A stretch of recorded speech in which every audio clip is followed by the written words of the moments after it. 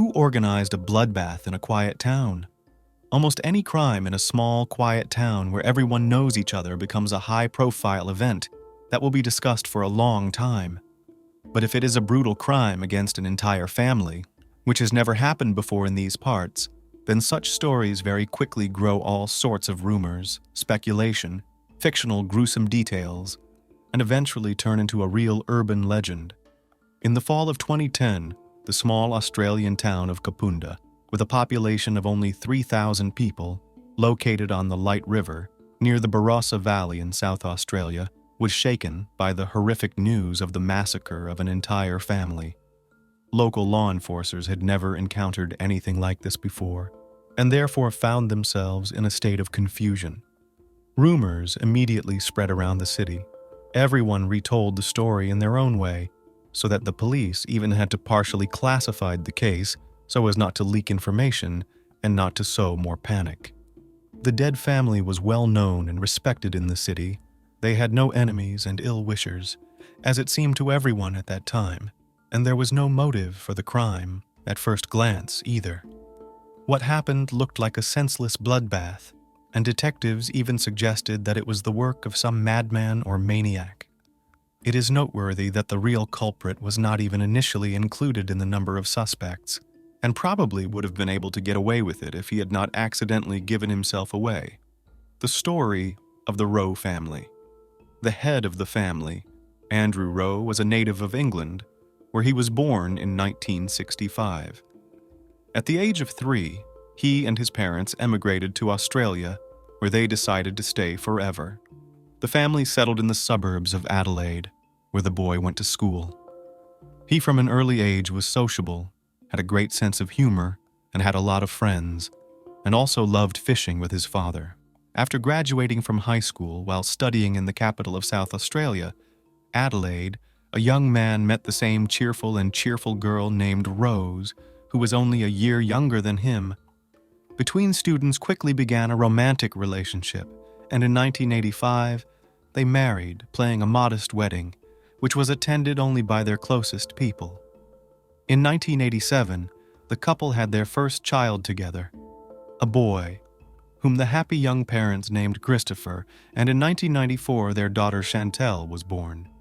The family settled in a quiet and cozy town, Kapunda, where they opened their own small business, founding a company that provided professional carpet cleaning services. Their business quickly took off, and the business brought in a good income, allowing the Rowe to do nothing to deny themselves. The children attended one of the local schools, where they studied well, and in high school began to work part-time, striving for self-sufficiency and financial independence.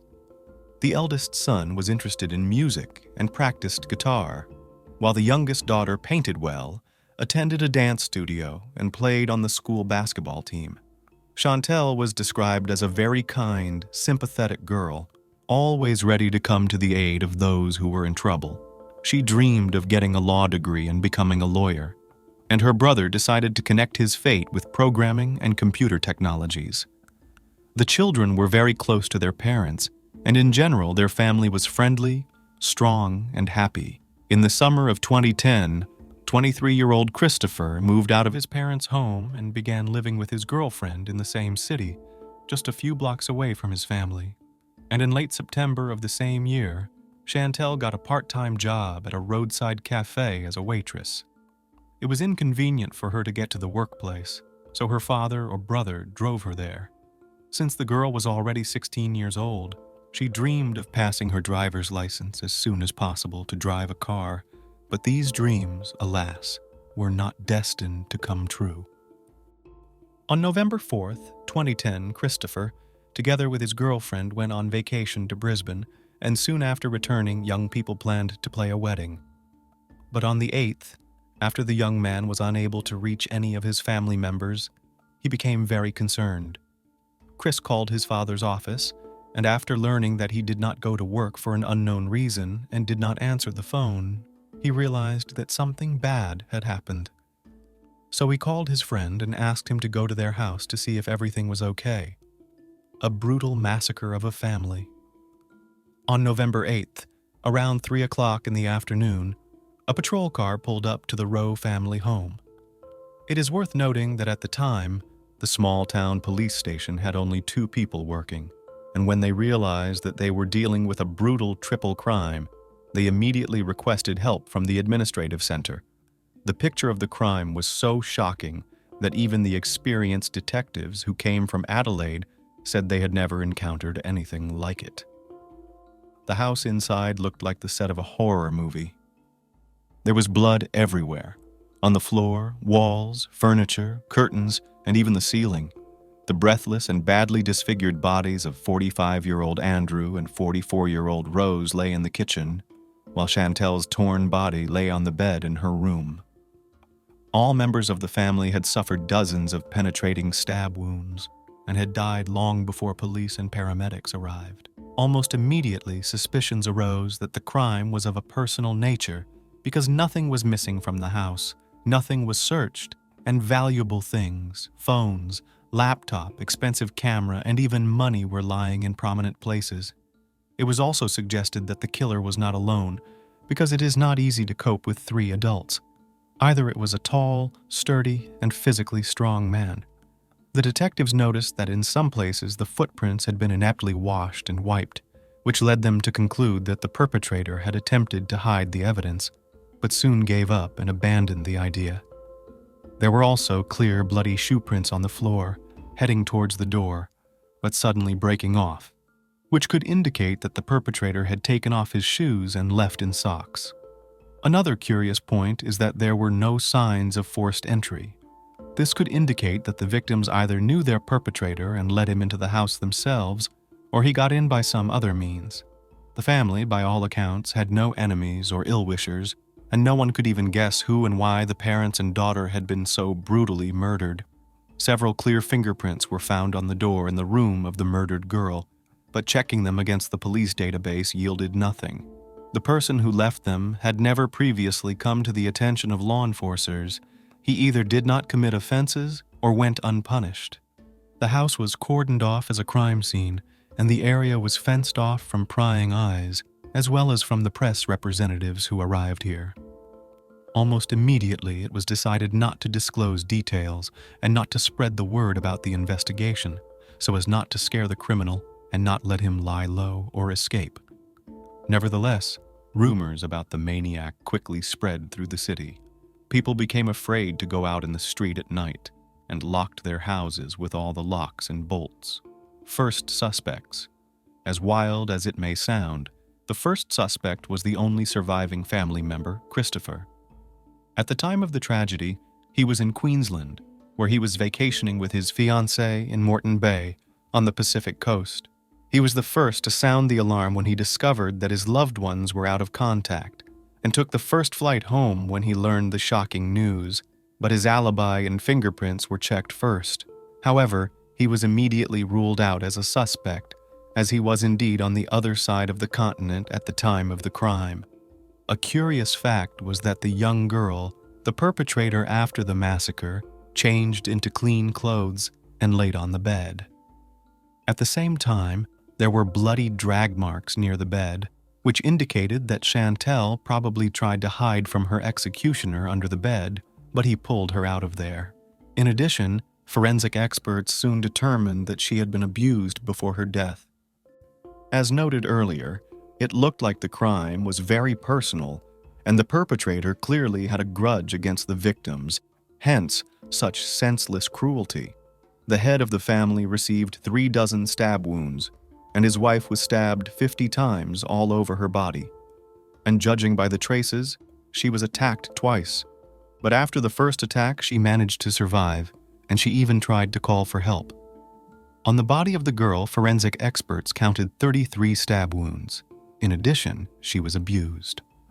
The police immediately began to find out whether the deceased was in a relationship, whether she was dating someone, and whether she had obsessive fans. It soon became known that the girl had been dating a guy named Dylan for about a year, with whom they went to the same school.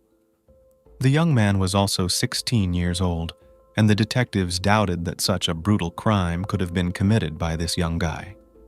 Nevertheless, they needed to talk to him, check his alibi, and get his opinion as to who might have wanted to harm his girlfriend and her loved ones.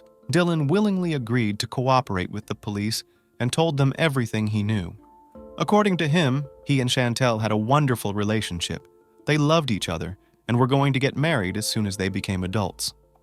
The death of his beloved girl was a huge shock for him, and he simply did not know how to live on. At the time of the massacre of the Rowe family, the guy was in a neighboring city on the anniversary of his grandfather, and his alibi could confirm dozens of people. The young man has also been ruled out as a suspect, searching for evidence and witnesses, so the police had fingerprints of the criminal, as well as his seminal fluid found on the body of the deceased Chantelle, from which they managed to extract DNA, but it also did not appear in the police database. Notably, the family was massacred with carving knives that the perpetrator removed from a stand in their own kitchen. This could indicate that the crime was not planned in advance and could have been spontaneous. The murder weapons themselves could not be found at the scene, so the murderer took them with him when he left. Experts determined that the victims were killed between midnight and 2 a.m. One of Rowe's neighbors admitted that around 1 a.m. he heard Rose call for help twice, and then there was a thud, as if something heavy had fallen, and then everything went quiet. He thought it was strange, but he did not call the police, deciding that it was just a simple domestic quarrel between the couple, and he should not interfere in their family affairs. No strangers were seen near their house that evening. Police officers were carefully combing the area around the house looking for evidence or instruments of crime. It was also decided to reach out to the residents of the town through the media and encourage them to share any information that could help the investigation move forward in the case. But this approach rather made the detectives' job more difficult. Almost immediately, the police began to receive dozens of calls from concerned people who wanted to help, and all the information received had to be verified. Callers reported suspicious people, cars, tried to connect what happened with a gang of bikers, with drug dealers, and even reported suspicious posts on social networks found in the profiles of local residents. However, all the incoming information did not help law enforcement officers. 2 days before the tragedy, among the things in the house was found an expensive camera that belonged to the dead girl. As it turned out, Chantelle was fond of photography, and detectives assumed that there may be pictures that would help the investigation. There were indeed many photos on the memory card, but the last ones interested the police most of all. It turned out that 2 days before the tragedy, on November 6th, in the house of Rowe was a friendly party, which was organized by Chantelle. Her parents that day left with a sleepover to relatives, and she decided to take advantage of their absence. But it should be noted that it wasn't some kind of party with alcohol or something worse, but quite decent and quiet, sitting over watching movies and cooking dinner on the barbecue. Chantelle had only invited her boyfriend and 3 of her best friends with their other halves, so there were only 8 people in the house.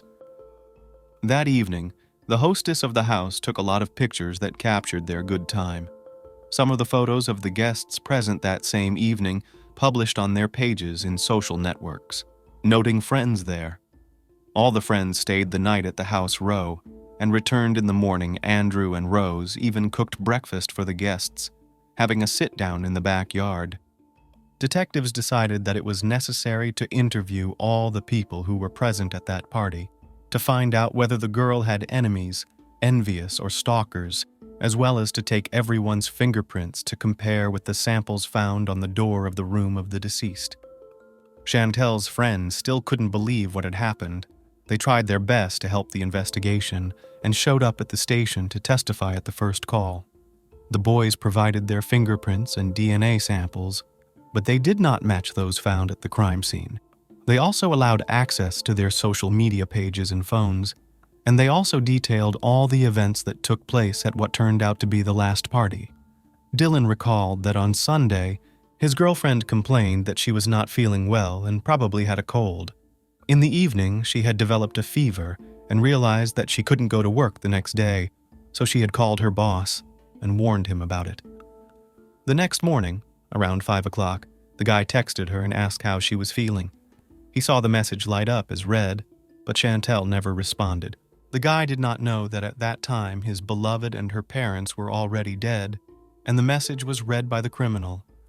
Moreover, the police found out that the criminal even tried to write a reply text message, but since Chantelle forgot to recharge her account, the message never went away.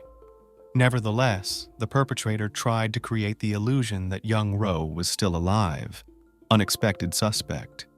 Dylan and several close friends of the deceased helped police officers compile a list of all the people in Chantelle's entourage with whom she had been in contact. Law enforcement began working their way down that list, talking to and checking out everyone listed there. After about a week, they reached a certain 18-year-old young man named Jason Downie. He had previously attended the same high school as the deceased and her boyfriend, but had graduated last year and was now working at a local auto repair shop. Initially, Jason didn't raise any suspicions at all. He was of average height, very thin, even skinny, and looked completely harmless. They planned to just interrogate him and let him go, but the young man began to behave strangely. Instead of answering the standard questions asked, he started complaining that Chantelle didn't invite him to her party because everyone there was in pairs, and he didn't have a girlfriend. And afterward, he claimed that he had an alibi for the night of the crime, although no one had even asked him about it. The behavior of the guy seemed very suspicious to the law enforcers, and therefore it was decided to check him to the fullest extent, including fingerprinting and taking a DNA sample. Hearing about this, Downie did not show any excitement or concern and simply agreed to undergo all the necessary procedures. At this point, the police again doubted his guilt, but still decided to follow through with the test. When the expert took the guy's fingerprints, he noticed relatively fresh, deep cuts on his palms. Jason explained that he had hurt himself on the job at the machine shop, but all the cuts looked smooth, as if they had been made with a thin, sharp tool. The test results showed that it was Downie's prints that were found on the dead woman's bedroom door. For the full picture, all we had to do was wait for the DNA test results, which were due in 2 days. In the meantime, they decided to talk to the guy again and ask him how his fingerprints ended up in the house of the deceased if he had not been present at the party the night before. The suspect again looked perfectly calm and explained that he had visited Rowe's house with Dylan about a month and a half ago and had probably left fingerprints there. But this version did not correspond to reality because the prints were fresh and clear. They were not dusty. They were not smudged or rubbed, which would have happened to them over such a long period of time. And on November 16, 2010, the DNA results came back from the lab, dispelling any last doubts. It was Jason who had abused the girl that night and taken her life as well as that of her parents. But why would he do that to her? And where did this scrawny young man get his strength and rage? He was arrested the same day, and now the detectives had to find out what moved this man and what was the motive for such a brutal massacre of the family. Who is Jason Downie? Jason Downie was born in September 1992 in the Scottish town of Kilmarnock, where he spent his childhood and early adolescence. He was the youngest of 2 children in the family and was raised with his own older brother, Jamie. His parents divorced when the boy was only 8 months old, and from then on he was raised by his mother, Lorraine. His father soon remarried, and the brothers had a half-sister, Judy, with whom, however, they practically did not communicate. When Jason was 13 years old, they emigrated with his mother and brother to Australia and settled in the town of Kapunda. In the new place, the woman married for the second time to a local resident, whom she had previously met through the internet. The boy, who grew up in a big city, did not like it here at all. He literally hated provincial life and dreamed of getting out of here. Jason had almost no friends at school. He was considered strange, and they talked to him more out of pity. He was overly talkative, self-assured, and constantly lied, telling everyone what a talented athlete he was, how popular he was, and how many admirers he had. In reality, girls ignored him. No one wanted to get involved with this odd and ugly young man. Dylan and Jason played on the same basketball team, and Dylan felt sorry for Jason because almost no one wanted to be friends with him. He started inviting him to various friendly gatherings, and even introduced him to his girlfriend Chantelle, which turned out to be a fatal mistake. Chantelle also communicated with Downie out of politeness and pity because he was a friend of her boyfriend, and she also a couple of times stood up for him in front of other teenagers who tried to insult him.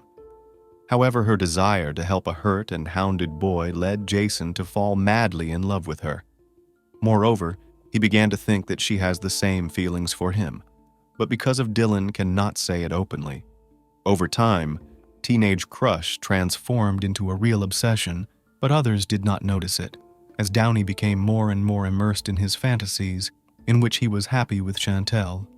The girl never gave him hope or made any ambiguous hints, but only tried to be polite and friendly. She just happened to be the only one who was kind to him, and he mistook it for love. The arrest and the first interrogation. When the last doubts that Jason had committed the triple crime were dispelled, the law enforcers realized that the arrest could not be delayed, but they did not know how best to do it because they were afraid that the guy might not have done something. Everyone knew exactly what he was capable of, so they decided to lure him to the station under a harmless pretext. As soon as the suspect arrived, handcuffs were snapped on his wrists. Surprisingly, the guy showed no emotion at all. He wasn't surprised, scared, or angry. He was completely calm. Downie denied all the accusations and tried his best to get out of it. He insisted that he left his fingerprints when he visited the house a month and a half ago. And when the guy was asked how his DNA ended up on the body and inside the deceased, he said that at the same time during his visit, they had consensual intimacy. Of course, this could not be true, because seminal fluid could not have remained on the body for so long, neither inside nor outside. As for the suspect's alibi, he stated that he had an argument with his mother and stepfather in the evening, after which he went to sleep in the car. The parents confirmed the fact of the quarrel, but no one knew where Jason went afterward. The police also managed to find out that in the evening, November 7th, he called Dylan, from whom he learned that Chantelle was sick and would stay home on Monday. Apparently, it was after this conversation that he decided to go to Rowe's house. Around the same time, police were able to locate a pair of shoes discarded in a deserted area with traces of blood on them. The sole prints matched the marks at the crime scene. The shoes showed traces of blood from all three victims, and inside were Downie's own sweat, reconstructing the timeline of events. When Jason realized that the evidence against him is too much, and it is useless to defend himself, he decided to confess to the murder and agreed to cooperate with the investigation in order to avoid the most severe punishment. However, he tried to minimize his guilt in every possible way. He even promised to show the place where he threw the crime tools, but there were no knives there. Most likely the guy was just lying. That evening he really quarreled with his mother and stepfather, after which he left home, intending to spend the night in the car. However, after a phone conversation with Dylan, Jason became obsessed with seeing Chantelle. Initially, he planned to just drive up to her house and stare blankly through the windows, as he had done so many times before, but it was dark indoors. Then the guy drove the car to the end of the street, returned back on foot, and sneaked into the house through a small window in the bathroom, which the owners left open. As he was very thin, he succeeded without difficulty. He sat in the bathroom for about half an hour, listening to the sounds to make sure everyone had gone to bed. The suspect then headed to Chantelle's bedroom to, he said, confess his feelings to her. But why he took the knife from the kitchen with him if he was going to confess his love, the guy could not explain. According to the police, Jason initially planned to abuse the object of his lust by threatening her with a knife, but she naturally resisted. During the attack, he wounded her several times, and the victim tried to hide from her tormentor under the bed. Her parents woke up from the noise, but they did not have time to get to their daughter's room as the perpetrator jumped out in front of them. The guy was literally mad at the sight of blood. He attacked Andrew, quickly stabbing him in the neck and chest area. Then he knocked Rose to the ground and stabbed her 12 times until the woman lost consciousness. Downie then returned to Chantelle's room, pulled her out from under the bed, took advantage of her, and then finished her off with the knife in cold blood. Why he changed his victim into clean clothes, he was never able to explain. In the meantime, the miraculously surviving woman managed to get to the back door and even managed to call for help twice before the perpetrator caught up with her and finished her off with a second knife, which he snatched from the same stand.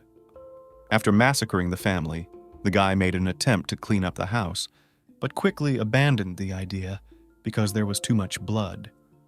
He realized that he had made a mess, so he took off his bloody shoes and left the scene in just his socks. He took the knives with him and disposed of them in such a way that they were never found.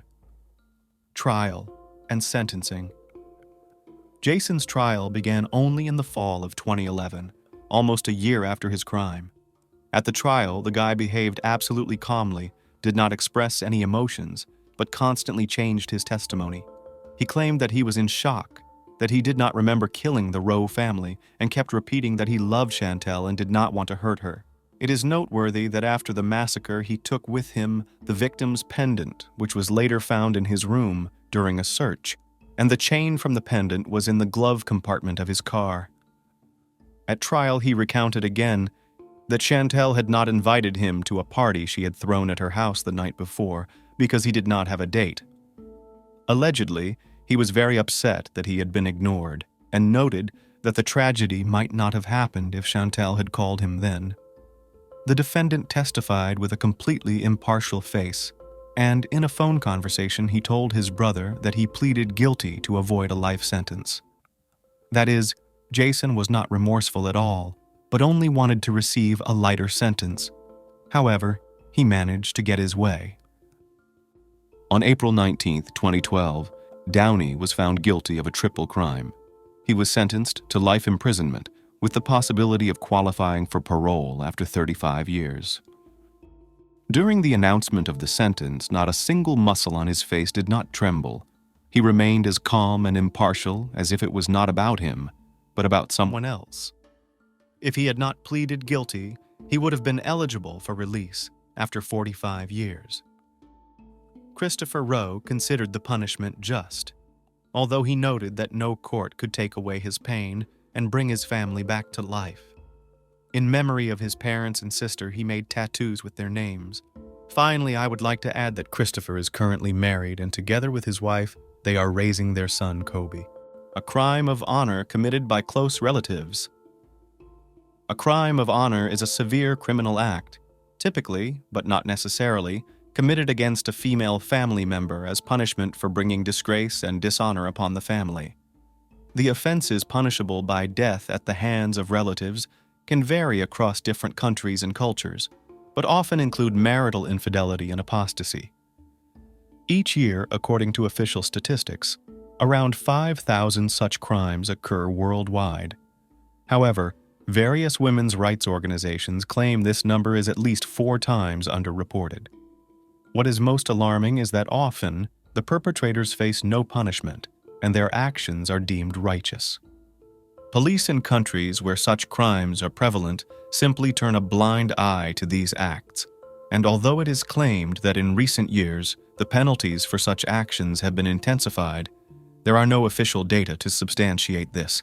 Sami Shahid's case in 2016 shocked the world. She was forcibly married off to a cousin she openly despised and sent to her ancestral homeland. However, she soon broke off this imposed union to marry for love, against her relatives' wishes, and paid the ultimate price for it. Her story drew intense public scrutiny as she was a British citizen of Pakistani descent.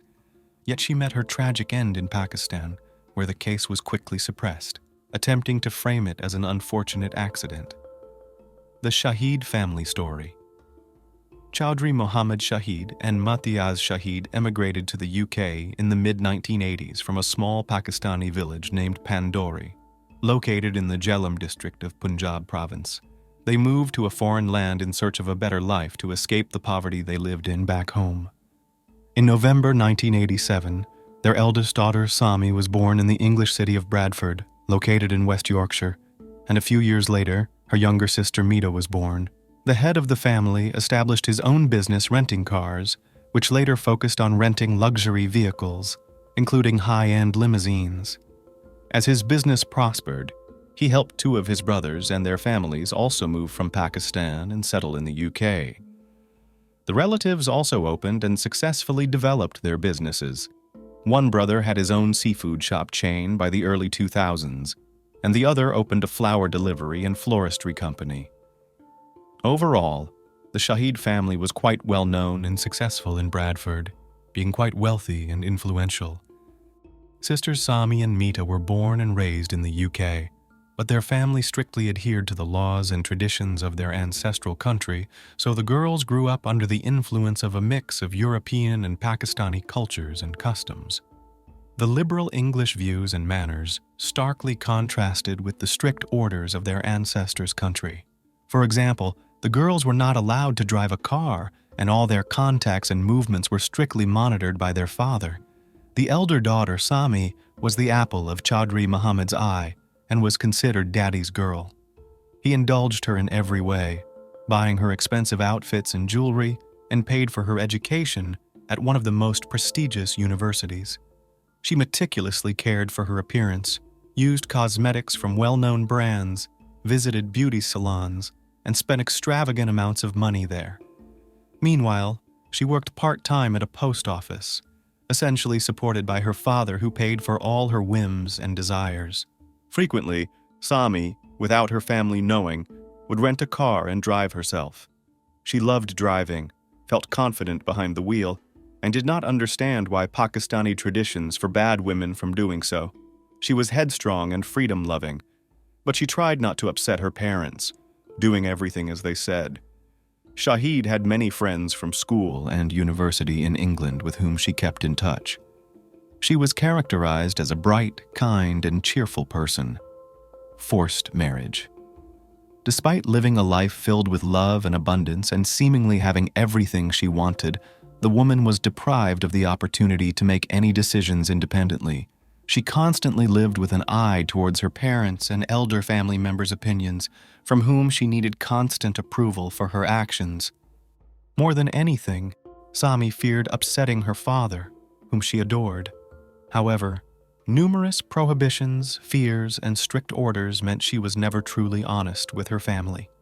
In 2012, her parents decided it was time for their eldest daughter to settle down, get married, start her own family, and have children. They insisted that she go to Pakistan and enter into a marriage in accordance with all the rules and cultural traditions. They chose her cousin, Chaudhry Muhammad Shakil, whom she barely knew, as her groom. It's worth noting that marriages between relatives and arranged marriages are quite common, although not a strict requirement in Sunni Islam, but the tradition is honored to this day. Sami knew that sooner or later her parents would choose a husband for her and present it as a fait accompli, leaving her with no choice in the matter. She was prepared for this, understanding the inevitability of such a marriage, but her father's choice was truly shocking to her. Shakil was openly distasteful to her, even causing her some repulsion. Additionally, he had recently been released from prison where he served time for ending someone's life over a land dispute. Since childhood, Sami occasionally interacted with Shakil as if he were a brother, but she could never imagine him as her spouse.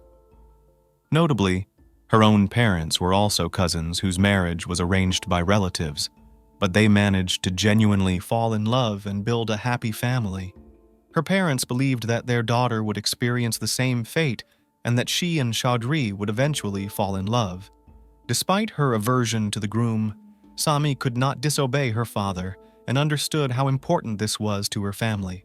However, her mother and younger sister Mita later claimed that no one forced her into the marriage, and given her complex and headstrong character, it would have been impossible to do so physically or morally. She married voluntarily, without any coercion.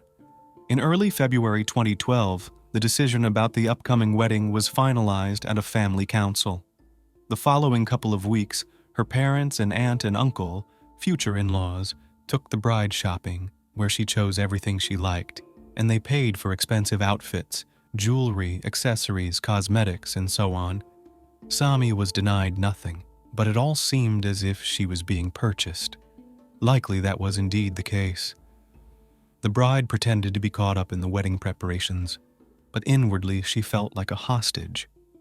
She already understood that this marriage would not bring her happiness but would be a real punishment. However, she could only discuss this with her friends, not her family. At home, she needed to appear happy, discuss the details of the upcoming celebration, and prepare for her departure to Pakistan. On February 20th, 2012, the young woman boarded a plane and while in the cabin, sent a message to a close friend saying she was flying thousands of miles to make the biggest mistake of her life, but she had no choice. Later, she sent several more messages in which she confessed that the mere sight of the groom made her nauseous, and she could not stand to be near him. On February 27th, a lavish wedding was held for Sami and Chaudhry in Pandori, attended by about 1,000 people. The celebration lasted 4 days, and as a wedding gift, her parents presented the newlyweds with their own luxurious 2-story house, located next to their family home in the same province of Pandori. However, the young woman understood that this rich and beautiful house would become a real prison for her, where she would be forced to live with a man she did not love. Return to the United Kingdom. Family life, predictably, did not bring Sami happiness. She still detested her now lawful husband and realized she could neither love this man nor even grow accustomed to him. But 4 months later, in mid-June 2012, the young woman returned to her native Bradford to sort out some issues and help her husband with the immigration documents for obtaining British citizenship. She was supposed to apply for a spousal visa for Shaquille, but she was in no hurry with this, enjoying the illusion of freedom and the opportunity to not see her unloved husband for some time. When Sami finally started processing the documents, she learned that their wedding ceremony, conducted according to all the canons of Sharia, was just a marriage contract between Muslims, but had no legal force in the United Kingdom. To recognize such a marriage, certain measures under European laws were necessary, namely conducting a civil ceremony and obtaining an official document, a marriage certificate. Friends of Sami noticed changes in her character and behavior after returning from Pakistan. The young woman appeared sad. Her eyes seemed extinguished. She was no longer the joyful and sociable person she used to be, and she clearly harbored deep resentment towards her parents.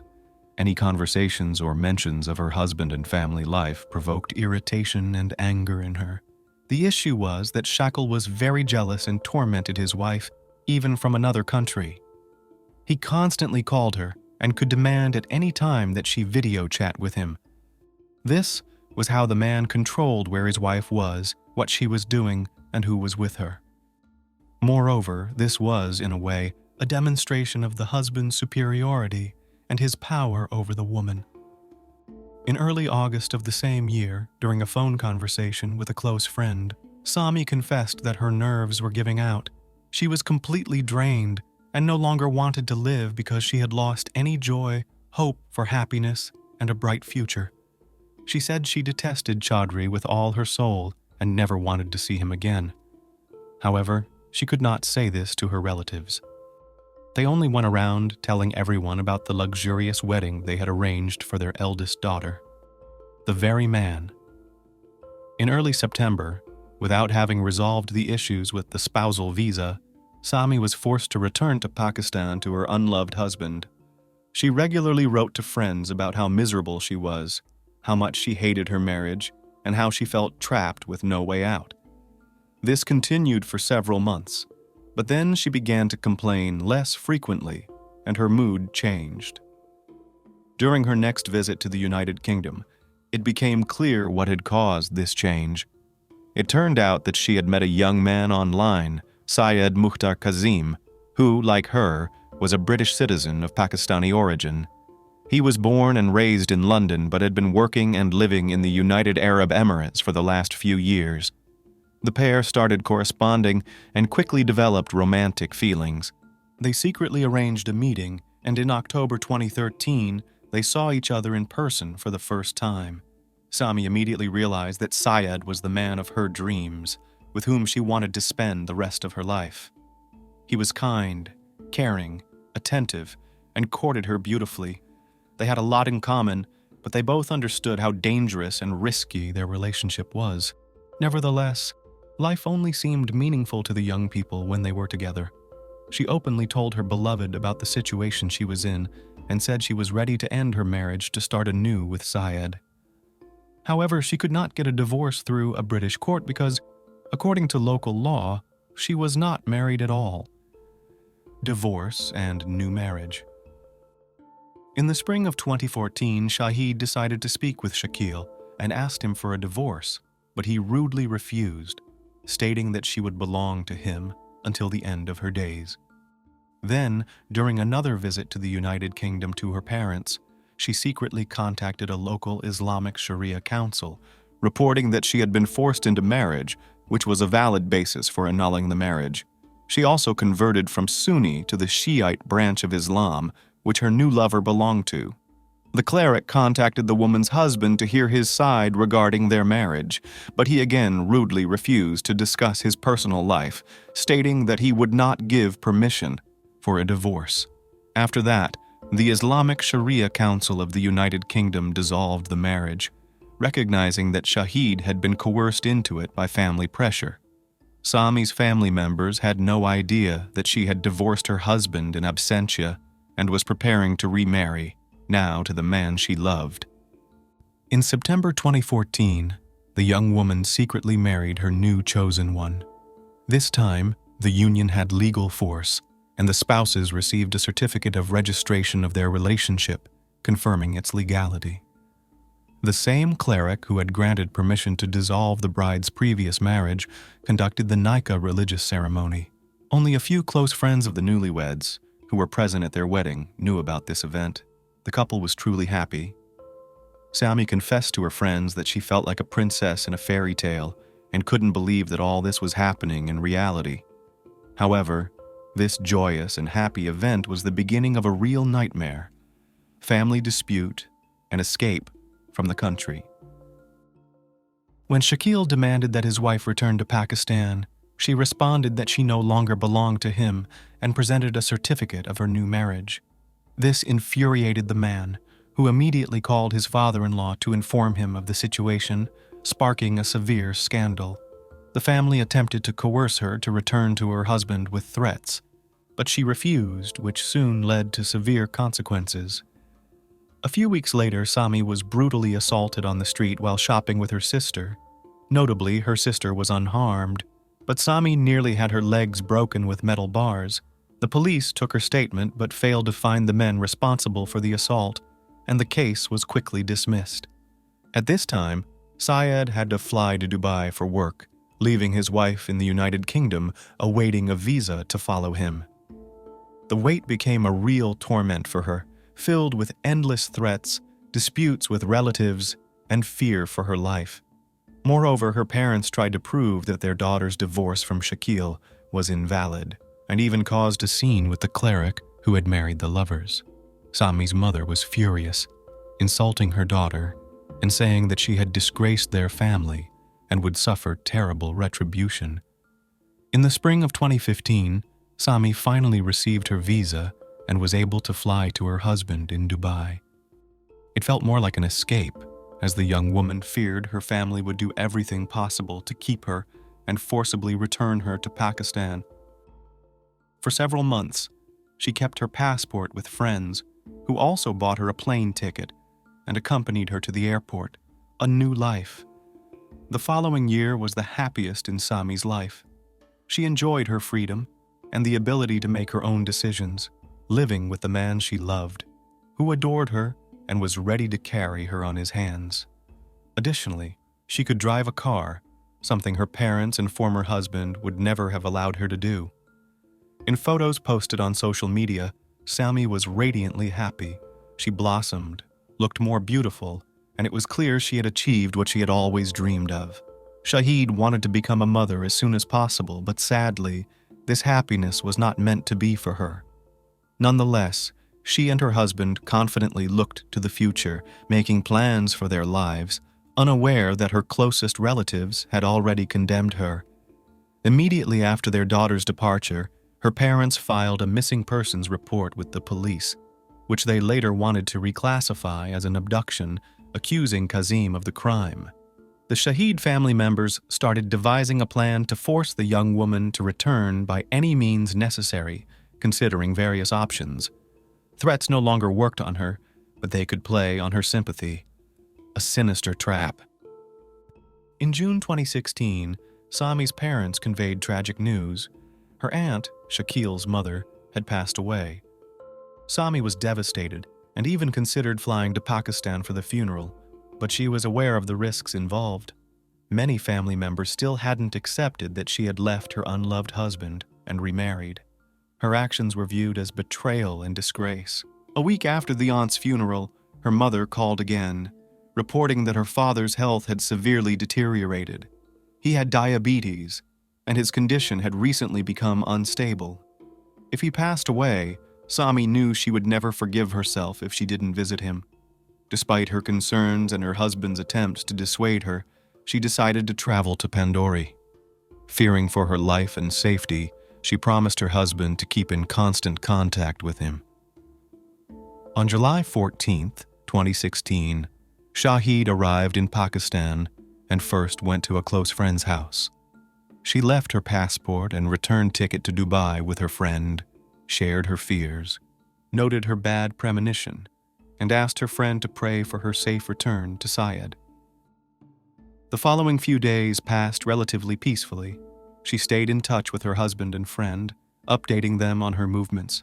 She visited her aunt's grave with her family and met with many relatives. She was scheduled to fly back to Dubai on July 21st. However, on July 20th, Sami suddenly stopped making contact. Tragic news.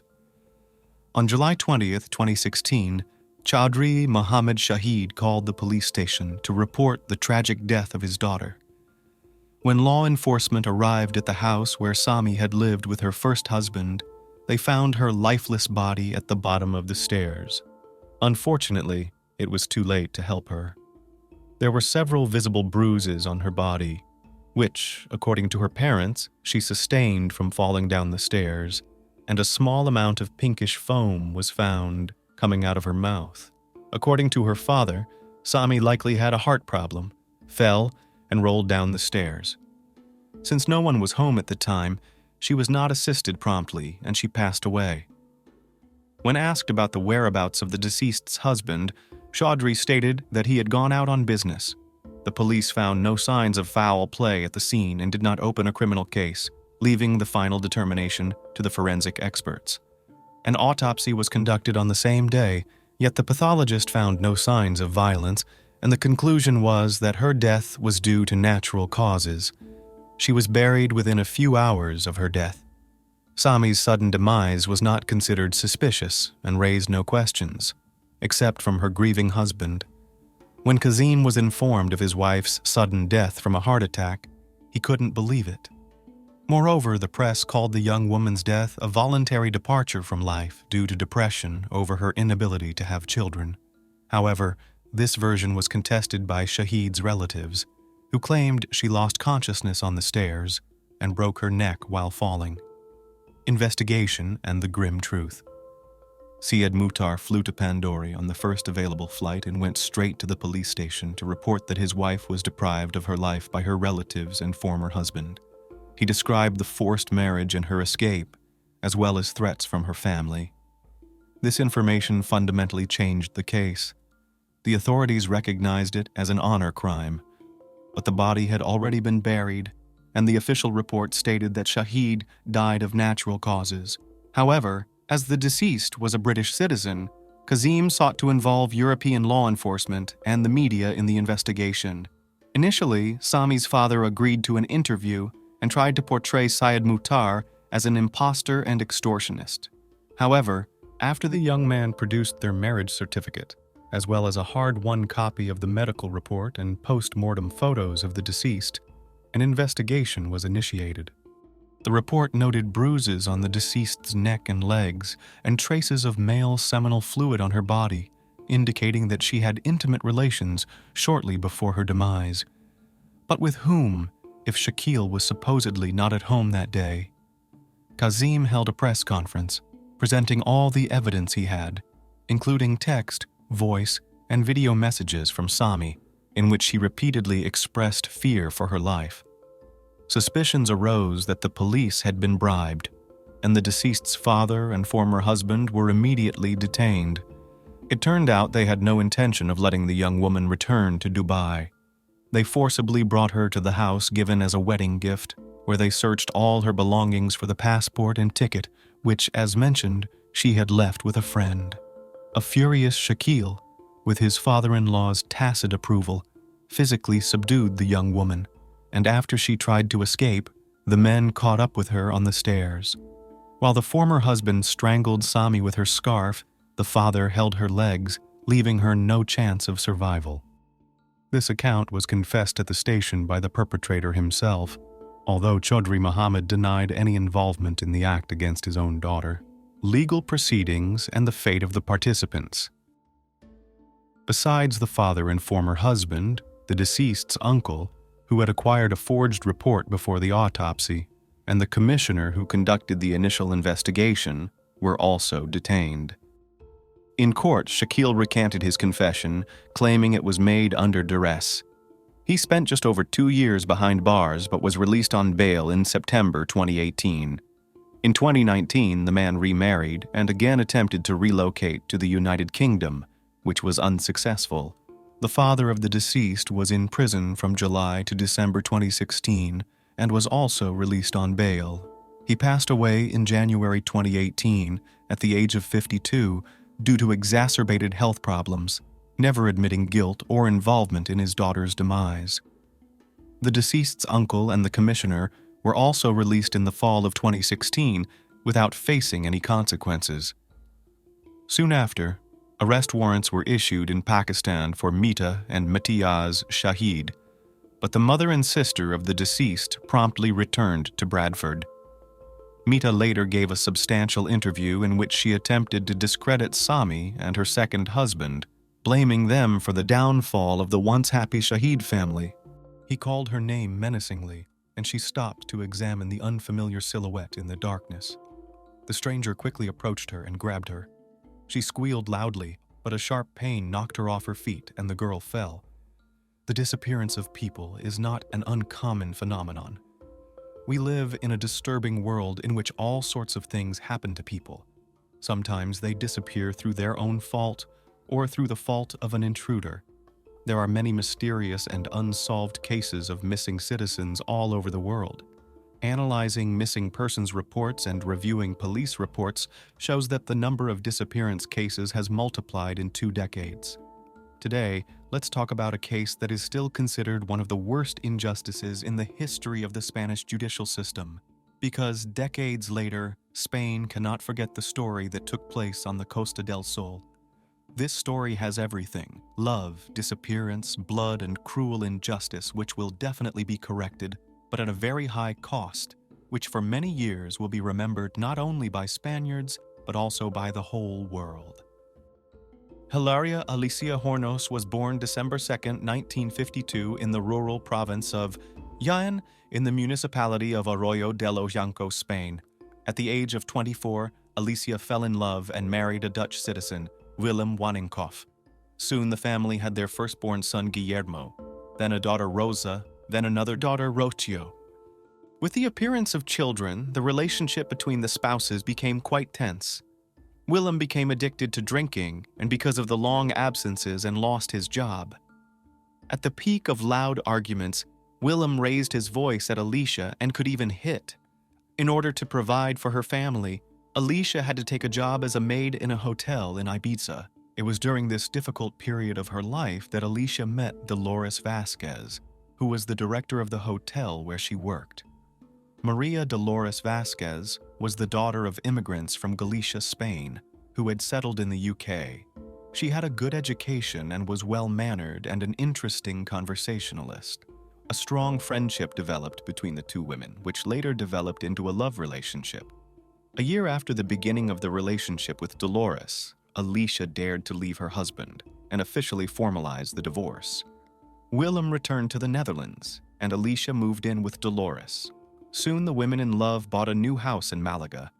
After the divorce, Alicia received full custody of the 3 children and raised them with Dolores. After her parents divorced in 1983, Rocio and her sister Rosa looked up to Dolores as a second mother and proudly signed Vasquez Hornos. All three of Alicia's children adored Dolores. The five of them lived in complete love and understanding as a true family. In 1988, the women decided to break off their love relationship, but continued to live together as good friends until 1994. After 11 years together, they finally broke up and Alicia started dating another man, Juan Charillo.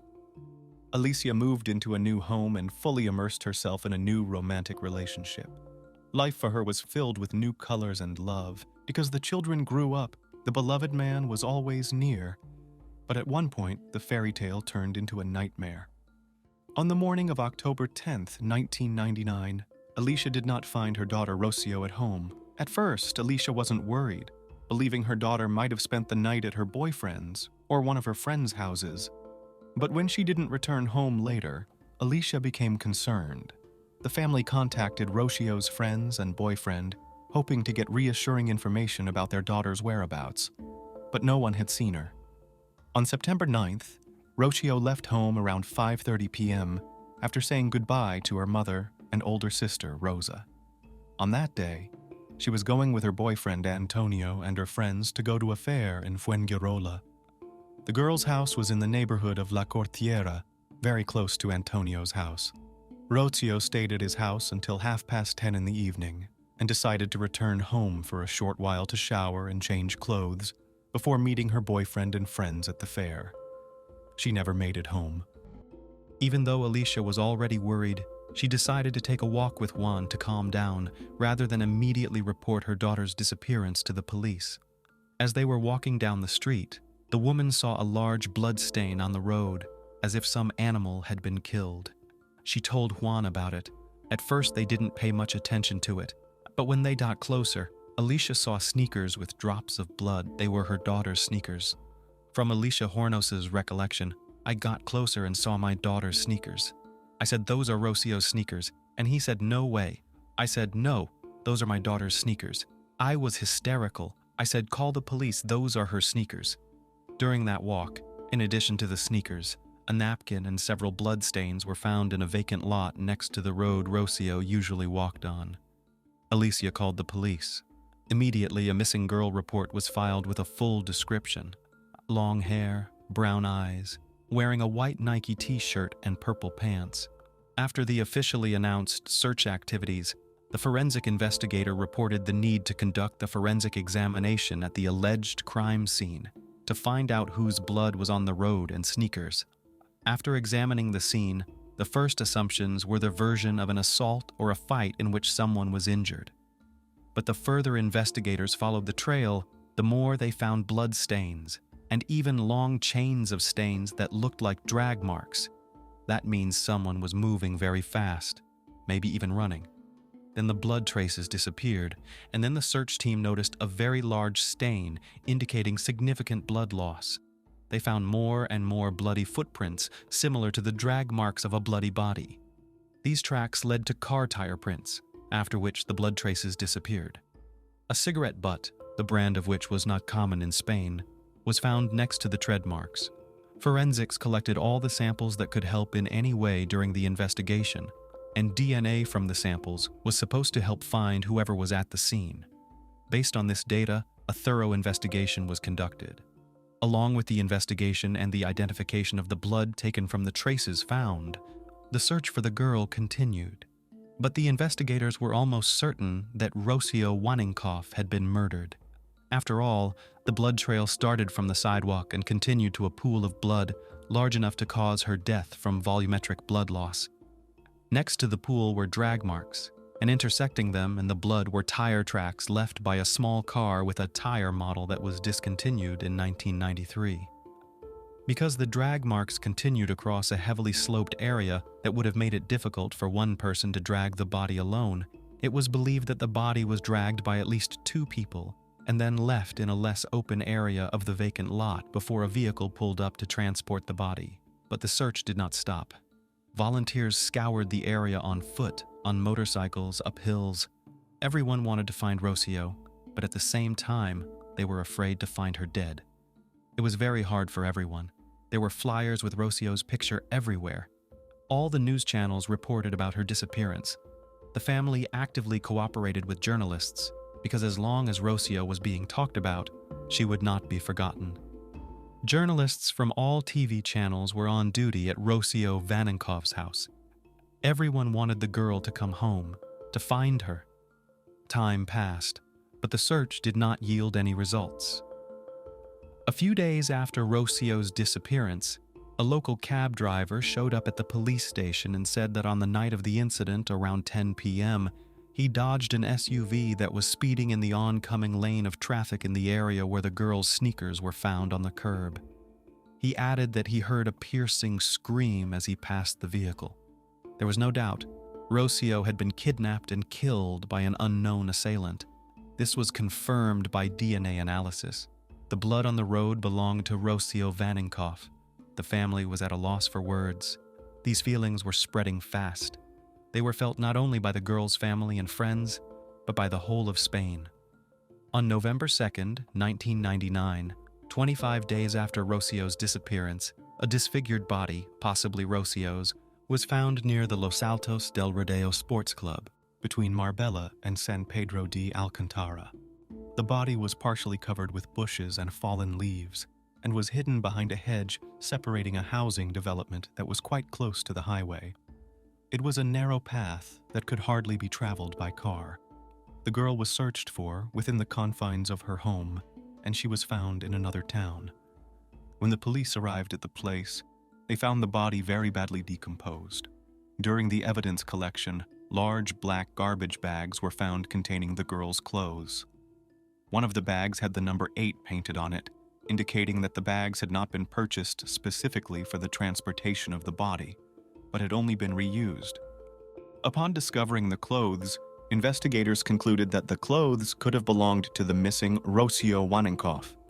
The missing person's sister, Rosa, recognized several rings, 2 t-shirts, and other items found in 2 garbage bags near the body as belonging to Rocio. The t-shirts were torn from stab wounds, and clothing below the waist was never found.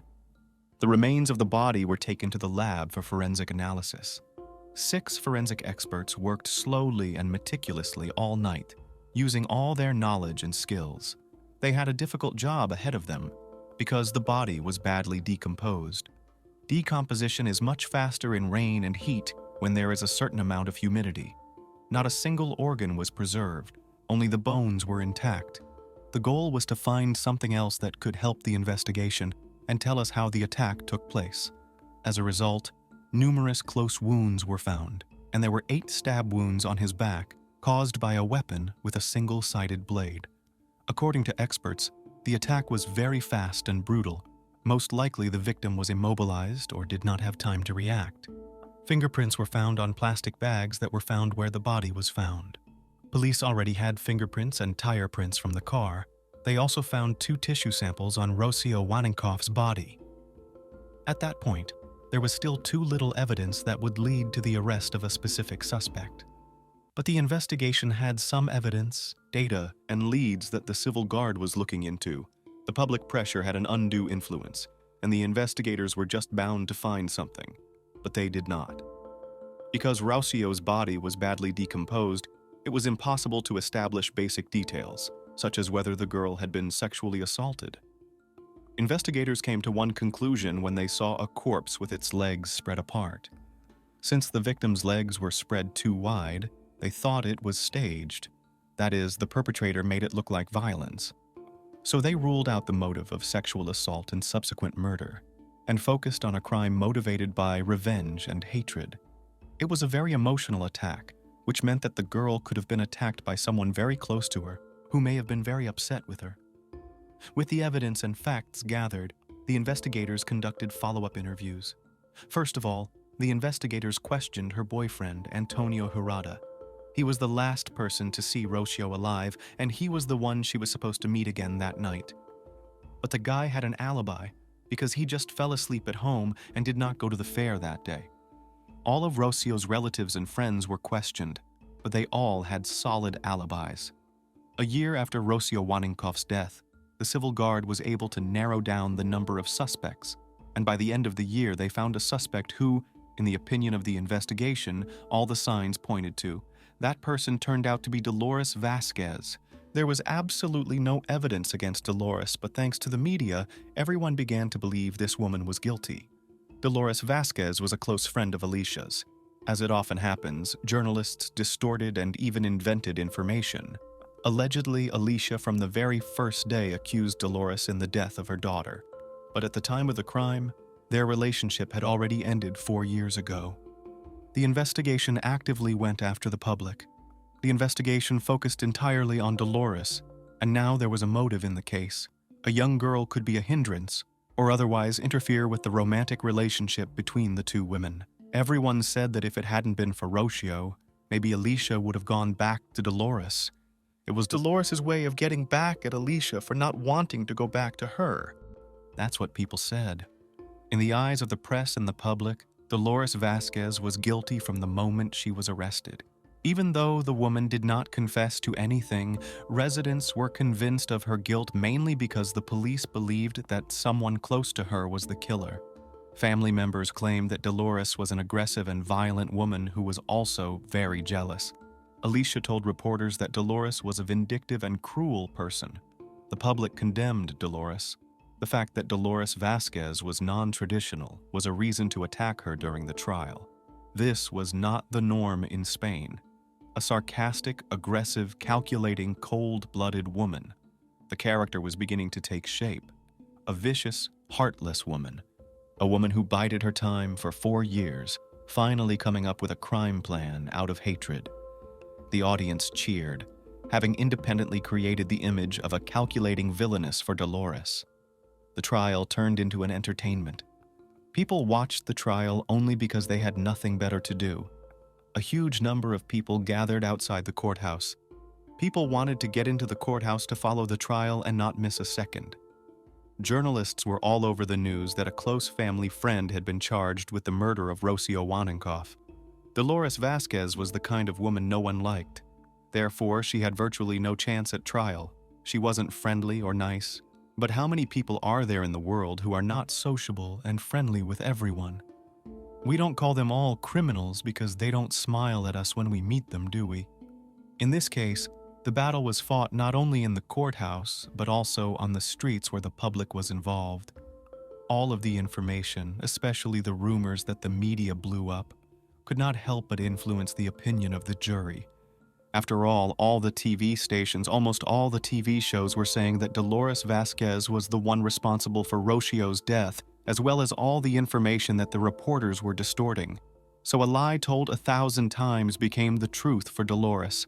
In fact, there was absolutely no evidence against Dolores Vasquez, but apparently justice just decided that someone should be in jail for it, and chose a victim who had a dubious alibi, as well as a bunch of flaws that automatically made her a scapegoat. Dolores wasn't seen at the scene. The tire tracks didn't match the car she drove. The fabric fibers found didn't match Vasquez's clothes. Nor did the fingerprints found on the trash bags at the scene. And she also had an alibi. She claimed that she was babysitting her sick mother that day while watching her little niece. But this was disregarded. More than 50 people were called to court to testify. Only once did Dolores take the stand. "I didn't kill Rocio. I didn't even see her that day. All I'm asking you, I'm asking all of Spain, is to find who did it, because it wasn't me. And whoever did it is still out there. Maybe even among you in the courtroom. There has never been any evidence against me, and there never will be, because I am innocent." Spain has a very poor judicial system that often oversteps the law. Spanish prosecutors and investigating judges are ready to step over the law and human fate to prove their theories. Absolute disregard for the law. There was no physical evidence, so the Civil Guard report described only the circumstantial evidence that pointed to Dolores Vasquez and profiled her psychologically. The jury majority found defendant Dolores Vasquez guilty of murder. She was sentenced to a 16-year prison term. The public rejoiced. Rocio's funeral was very well attended. Journalists were constantly filming despite other people's grief. At that moment, all of Rocio's relatives and all the people in the town lived in fear. This fear fueled the many television programs that covered the details of the case. After Dolores' arrest, the victim's family went from one television program to another, pulling out old stories that confirmed Vasquez's cold, unfriendly, demanding and cruel character. It took years and another similar crime to make it clear that Rocio Vanenkov was not at all as the public and the press had fantasized. On the morning of August 15, 2003, the parents of 17-year-old Sonia Carabantes reported their daughter's disappearance to the police. They had already called her friends, but they said that they had walked her friend to the door of her house. But Sonia wasn't home. In the street, 3 doors down from her house, right next to a tree, her parents found her shoes, purse, and phone. There were traces of blood on the cars parked nearby. Sound familiar? But if the suspect has been in jail for almost a year and a half, did the police make a mistake and have an innocently convicted person in jail? Authorities immediately began searching for and investigating the coin incident. Time passed, and despair increasingly gripped the family. There were searches in the neighborhood, but the bloodstains on Sonia's clothes left no hope for a favorable outcome. One of the main pieces of evidence in Sonia's case was a car headlight. The officers of the Civil Guard made inquiries to all the car repair shops in search of a car with a broken headlight that matched the description. There were a variety of different theories of the attack. Among them were chains of rape and other similar crimes to the disappearance of the girl in Motril. But the important fact remained that Rocio and Sonia had disappeared during the fair. All employees of the fair who worked in Motril and Coin were checked. Just as in the case of Rocio, flyers with Sonia's image were posted everywhere.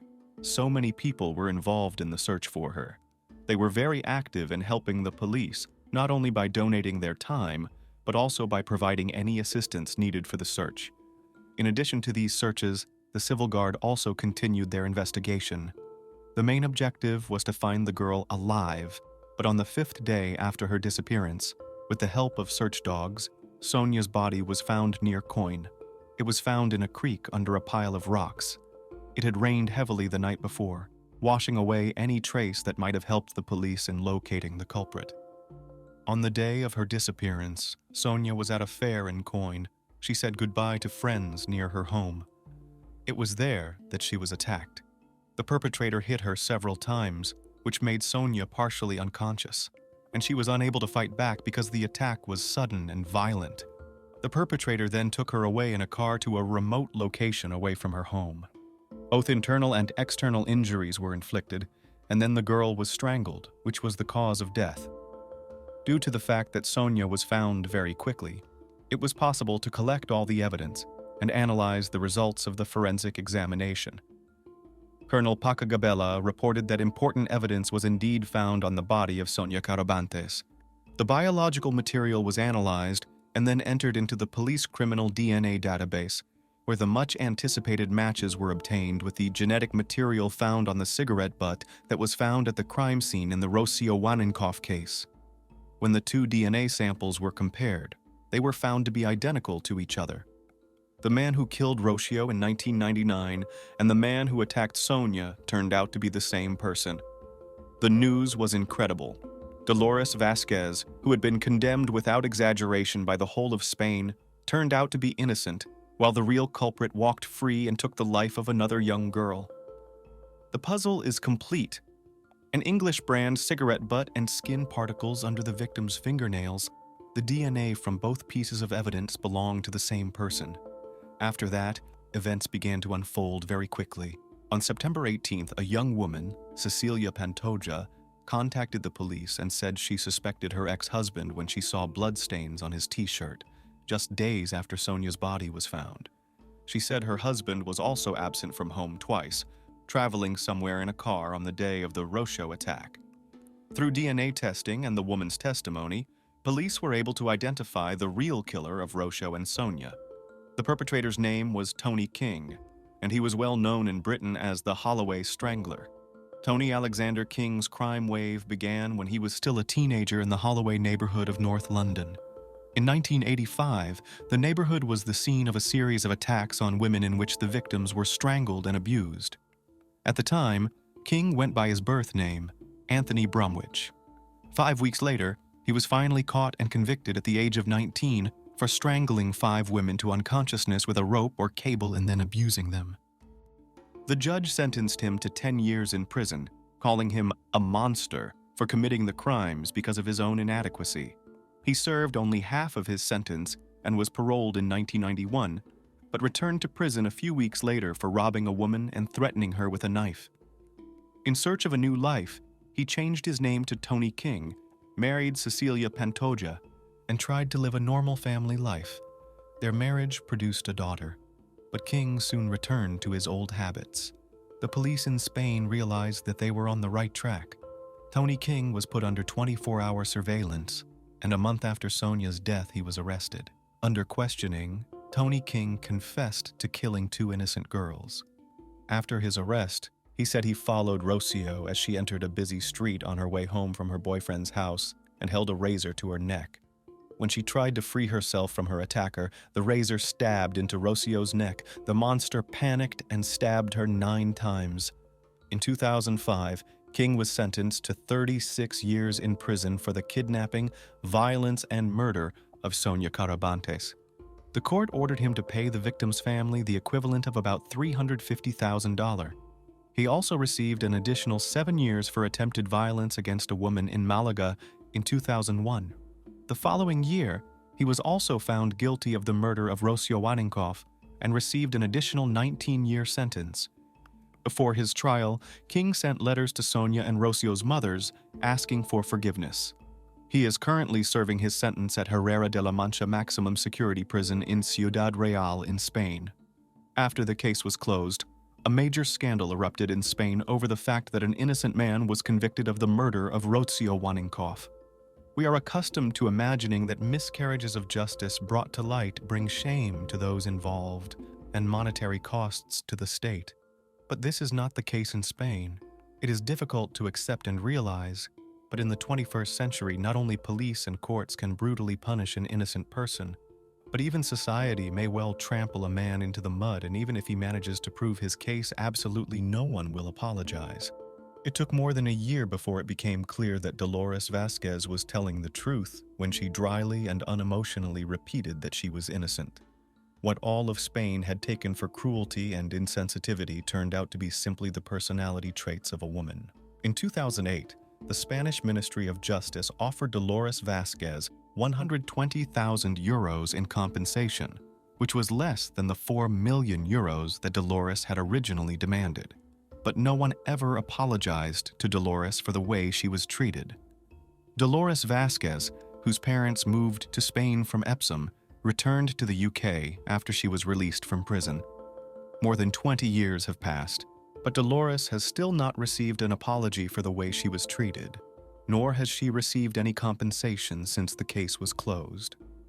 In 2014, she was working for a transport company in East London and underwent a psychological evaluation after her ordeal. She recently said she is still waiting for an apology after years of anxiety, when she found it difficult to talk to people and find work for the years of fear and humiliation she lived in. The Dolores Vasquez imprisonment case is considered one of the biggest miscarriages of justice in Spain's judicial history since 1910. Criminals easily get away with it, even if they are stupid enough to leave their DNA behind, simply because they cross the country's border. The police rush to pin the case on at least one person without going into detail. The press hypes up scandals and digs into the dirty laundry of not only the perpetrators, but also the victims. Society easily labels and considers it normal to put someone in jail just because they dislike that person. It is a pity that such truth is true for absolutely all countries of the world. A paradise beach turned into a death trap for lovers. It is believed that an investigation on the heels of a crime is the most effective and often leads to success. The methodology itself implies immediate response, operational collection of evidence, and questioning of witnesses, which significantly increases the chances of quickly solving the case and holding the guilty accountable. However, if it is not possible to identify the perpetrator, the investigation can drag on for years and even decades until the criminal case is frozen and transferred to the archive after the statute of limitations expires. However, sometimes unsolved and seemingly hopeless investigations receive unexpected developments many years later, which helps to find the right lead and achieve results when no one believed it anymore. The case of Lindsay Cutshall and Jason Allen which had been gathering dust on the shelves for almost 15 years, is a prime example of this. At the time, it was not possible to solve it despite the operational actions of the investigative team and the high reward offered for any information. The main problem was the lack of motive for such a brutal act against the loving couple. In addition to this, it was not possible to find any witnesses, murder weapons, or any significant clues. It was a typical dead end, and no one hoped that the truth would ever be discovered. However, a decade and a half later, solving this case was helped by another brutal crime. It also turned out that at least 4 people knew what had happened, but all these years, they remained silent. Who were Lindsay Cutshall and Jason Allen? Lindsay Cutshall was born in the small town of White Eyes in Coshocton County, Ohio, in 1982. She grew up in a very religious family, and her father was a pastor of a Christian community. Despite a strict upbringing from childhood, she was very active, engaged in sports, and later became interested in hiking and extreme tourism. After finishing school, Lindsay became a student at Appalachian Bible College in West Virginia. During those years, she regularly climbed mountains of various difficulty levels, rafted down turbulent mountain rivers, and even organized hikes herself.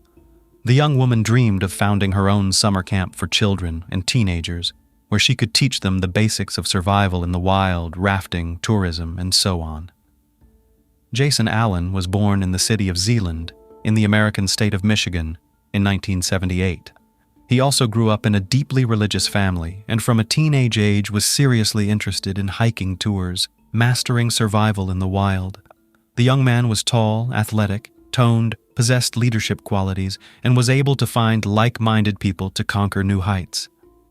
The couple met in 2002 during a hiking trip in the Appalachians. At that time, Lindsay was still a student, while Jason worked as a mountain guide and climbing instructor. The young people immediately felt mutual sympathy, and just 6 months after their first meeting, the young man came to the girl's parents and asked for their daughter's hand in marriage. Her parents were not opposed and gave their blessing to the lovers. The young man's parents also approved of his choice, after which the couple was officially engaged. Allen presented the young woman with a beautiful diamond ring for this occasion, which was soon to be complemented by another, an engagement ring.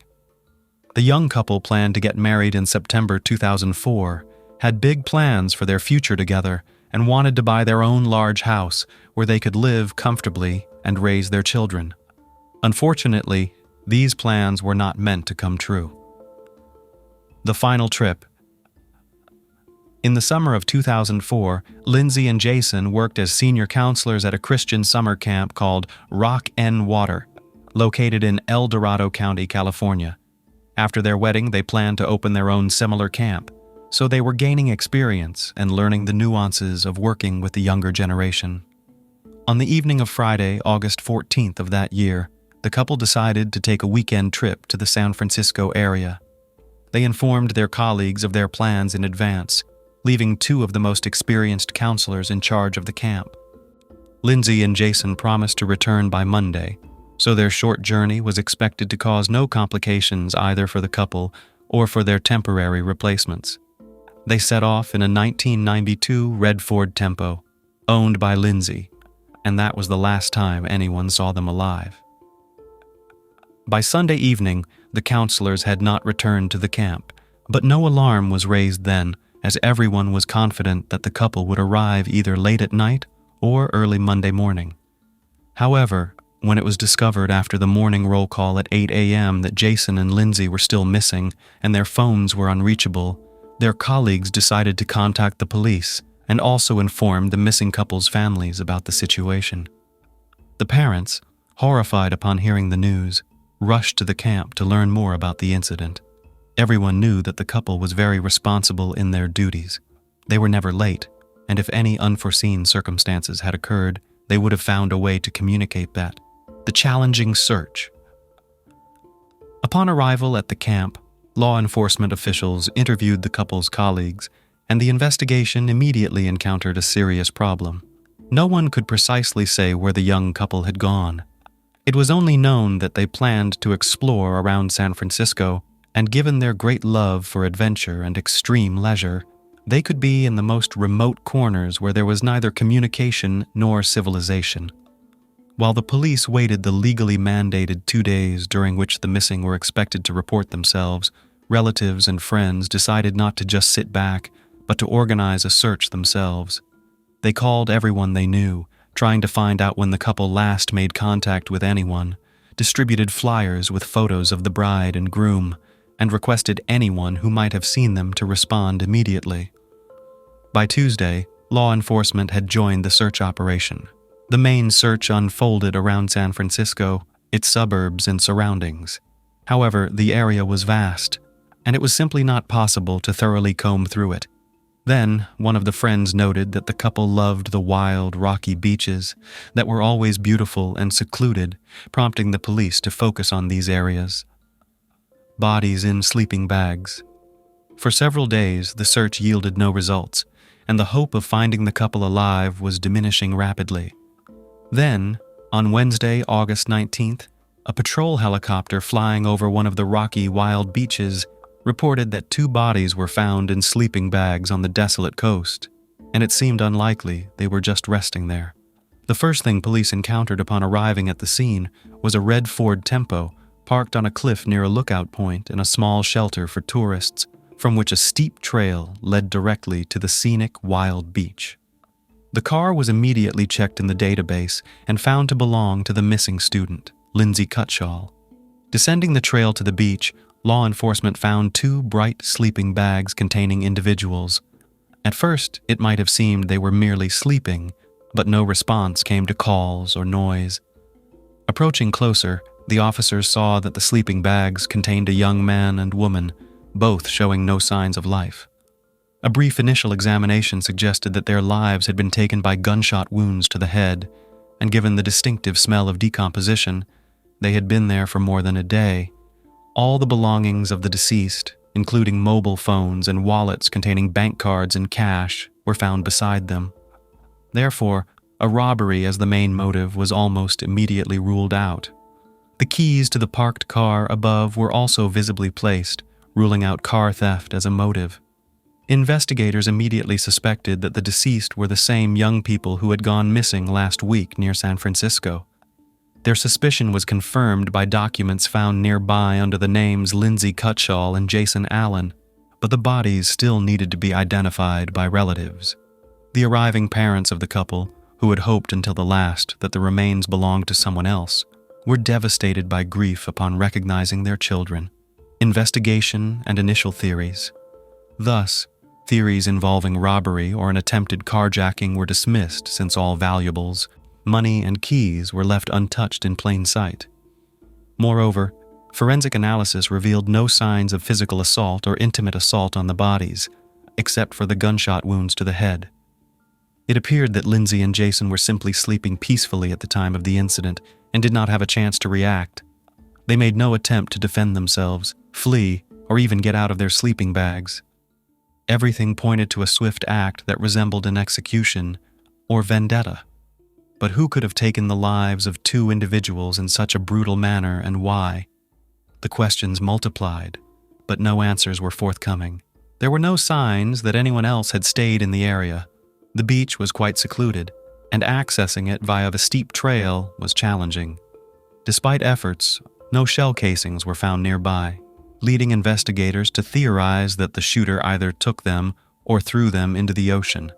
The shots had been fired at close range into the heads of the sleeping tourists, indicated by specific traces, so the casings, if not deliberately moved, would have been nearby. Interestingly, the beach appeared quite clean, yet a few meters from where the sleeping bags with the bodies were found, an empty beer bottle lay. The deceased did not drink alcohol as they led a healthy lifestyle, suggesting the bottle might belong to the mysterious shooter. This particular brand of beer was rarely found in the area and likely came from a neighboring state. As no other clues were found, this bottle was considered a significant lead, although it was unclear whether it had any connection to the shooter or the crime. A theory was proposed that the deceased might have had a conflict with someone the day before the tragedy, and their opponent returned at night with a weapon to settle the score. Although Jason and Lindsay were very friendly with everyone, it was not excluded that they might have inadvertently displeased someone either in appearance or for some other reason. Additionally, the shooter could have been intoxicated or mentally unstable. From the bullets extracted from the victims' skulls, experts determined they were fired from a Marlin brand rifle, .45 caliber, model 1894, produced by Marlin Firearms Company. This was a rare weapon that might have been part of a collector's arsenal. Such models were typically used for hunting. This clue was significant for the ongoing investigation, but it remained the only one for the time being. Investigators speculated that the shooter was likely a male acting alone. He could have been a hunter, collector, or firearm enthusiast. The couple's route, search, and witness interviews. The investigation now aimed to establish the route the couple had taken, who they might have contacted, and when they were last seen alive. The first task presented few issues, as the couple had taken numerous photos, and their camera remained untouched among their personal belongings. Additionally, in the tourist cabin near the lookout point where they parked their car, there was a guest book where visitors could leave notes. The engaged couple had written a couple of entries expressing that it was one of the best weekends of their lives, filled with love, happiness, and the discovery of perhaps the most beautiful beach they had ever seen. It was discovered that on Saturday the couple had stopped at a fishing pier about 20 miles from where their lives were ultimately taken. This was evidenced by the photographs they had taken there, prompting law enforcement to visit the area and speak with locals in search of potential witnesses. Many remembered the young couple traveling in a red car. They were looking for a place to stay overnight, but found no vacancies in any of the 3 nearby hotels. This was because August is peak tourist season in the area, and most travelers booked their accommodations well in advance. The couple then dined at a local restaurant, walked around the area, took several photos, and set off again in the evening. According to everyone who saw and interacted with them, they were friendly, engaged in no conflicts, and appeared happy and carefree. None of the witnesses could recall anything suspicious or unusual. Notably, the beach where the bodies were found was located in a protected area where camping was prohibited. However, since the young people could not find a place to stay overnight, they decided to settle on the beach, but chose not to set up a tent, instead using their sleeping bags. They believed that on a warm August night on a secluded beach, they faced no threats, and planned to head back at dawn to return to the Rock and Water camp on Sunday as promised. This information helped narrow down the time frame during which the couple was likely taken from life. They went to sleep but did not survive until morning, indicating they were likely taken from life between 11 o'clock Saturday night and dawn on Sunday. The first suspect. Although the investigation into the double taking of life was in full swing and news broadcasts urged anyone with any relevant information to contact the police, law enforcement withheld certain details. In particular, the results of the ballistics analysis were kept secret to avoid alerting the suspect and prompting them to hastily dispose of the weapon used in the crime. Initially, suspicion fell on a local drifter who periodically slept on that very beach and had been seen nearby on the evening before the crime. The homeless man, mentioned by some witnesses, was quickly located, brought to the station, and interrogated. The 57-year-old suspect had no alibi for the night of the crime. However, his involvement could not be confirmed. The main reasons were the absence of the weapon used in the crime and the fact that his DNA did not match that found on the beer bottle discovered on the beach. A new phase of the investigation in 2006. For nearly 2 years, the investigation had been at a standstill with no clear direction on how to proceed. Then, in the spring of 2006, law enforcement decided to publicize the data they had on the weapon used in the crime and to reach out again to potential witnesses by offering a $50,000 reward for any useful information that could lead to the perpetrator. Following this announcement, about 1,000 calls came in, but most did not aid the advancement of the investigation. However, law enforcement became interested in 26-year-old Sean Gallen, pointed out by several locals. According to them, the young man collected firearms and bladed weapons, behaved aggressively, was frequently involved in conflicts, threatened acts of violence, and occasionally damaged other people's property. Sean was arrested and questioned. He had previously been on the police's radar for brawling, hooliganism, and driving under the influence of alcohol and drugs. He indeed had an impressive collection of weapons, but the specific rifle in question was not among them. Verifying his alibi from 2 years prior proved impossible, and his DNA did not match the sample found on the beer bottle at the crime scene, so Gallen had to be released. A suspect from another country? Simultaneously, another suspicious and aggressive drifter came under scrutiny, often seen with a firearm, frightening the local residents. His name was Joseph Henry Burgess, and he was 61 years old at the time of the couple's demise. Burgess often ranted about receiving commands from God. It was discovered that in the late 1970s, Joseph lived in Canada, where he also wandered aimlessly. In 1978, he joined the Commune of the Children of God, positioning himself as a deeply religious person, and according to those around him, he was quite the fanatic. He soon had a conflict with 2 young people that escalated into outright enmity, and a few weeks later, these individuals were found lifeless, each with several close-range gunshot wounds to the head. Notably, their bodies were also discovered on a beach in sleeping bags, seemingly taken while they slept. By the time the police arrived, Burgess had vanished. His guilt was proven through numerous left-behind clues, but he could not be convicted as he had fled to the USA, crossing the border illegally. He managed to evade capture for nearly a quarter of a century until the police connected him with the double homicide on a beach in California. However, they were unable to interrogate him as a shootout occurred during his apprehension, resulting in the deaths of a police sergeant and Burgess himself who opened fire. A fatal echo from the past. In the spring of 2017 in Forestville, California, a tragedy unfolded one night on March 14th. Gunshots rang out in the Gowan family home, prompting alarmed neighbors to immediately call the police. The victim was 35-year-old Seamus Gowan, and the perpetrator was his older brother, Sean. An argument had erupted between the siblings, during which Sean, under the influence of prohibited substances, grabbed a firearm and discharged 3 bullets into his younger brother. Police recognized the shooter's name as Sean had previously been detained as a suspect in a double homicide on a beach, but was released due to a lack of evidence. Since then, he had been in police sites twice for property damage and making threats, but had only received fines. It was also discovered that the detainee was an avid hunter and had a hobby of crafting knives and other bladed weapons. Those around him described him as antisocial, aggressive, and unpredictable. After taking his brother's life, Sean attempted to flee but was almost immediately apprehended. Law enforcement then decided to thoroughly reinvestigate this man's potential involvement in a couple's perpetration from 13 years prior. His personal social media page revealed much, where he posted pictures of his substantial weapon collection and discussed supposed telepathic and extrasensory abilities. According to his posts, he believed he was on a special mission, receiving assignments from space. This seemed like delusions of a disturbed mind, and police suspected Sean indeed had serious mental disorders. He stubbornly refused to cooperate with the investigation, spoke nonsensically, and insisted on his innocence. However, when detectives checked the personal messages on his deceased brother's page, they found something intriguing. Back in 2006, when a $50,000 reward was offered for information on the double homicide case, Sean's former girlfriend had messaged Seamus, suggesting she could claim the reward by turning in her ex-boyfriend. They both knew everything but kept silent.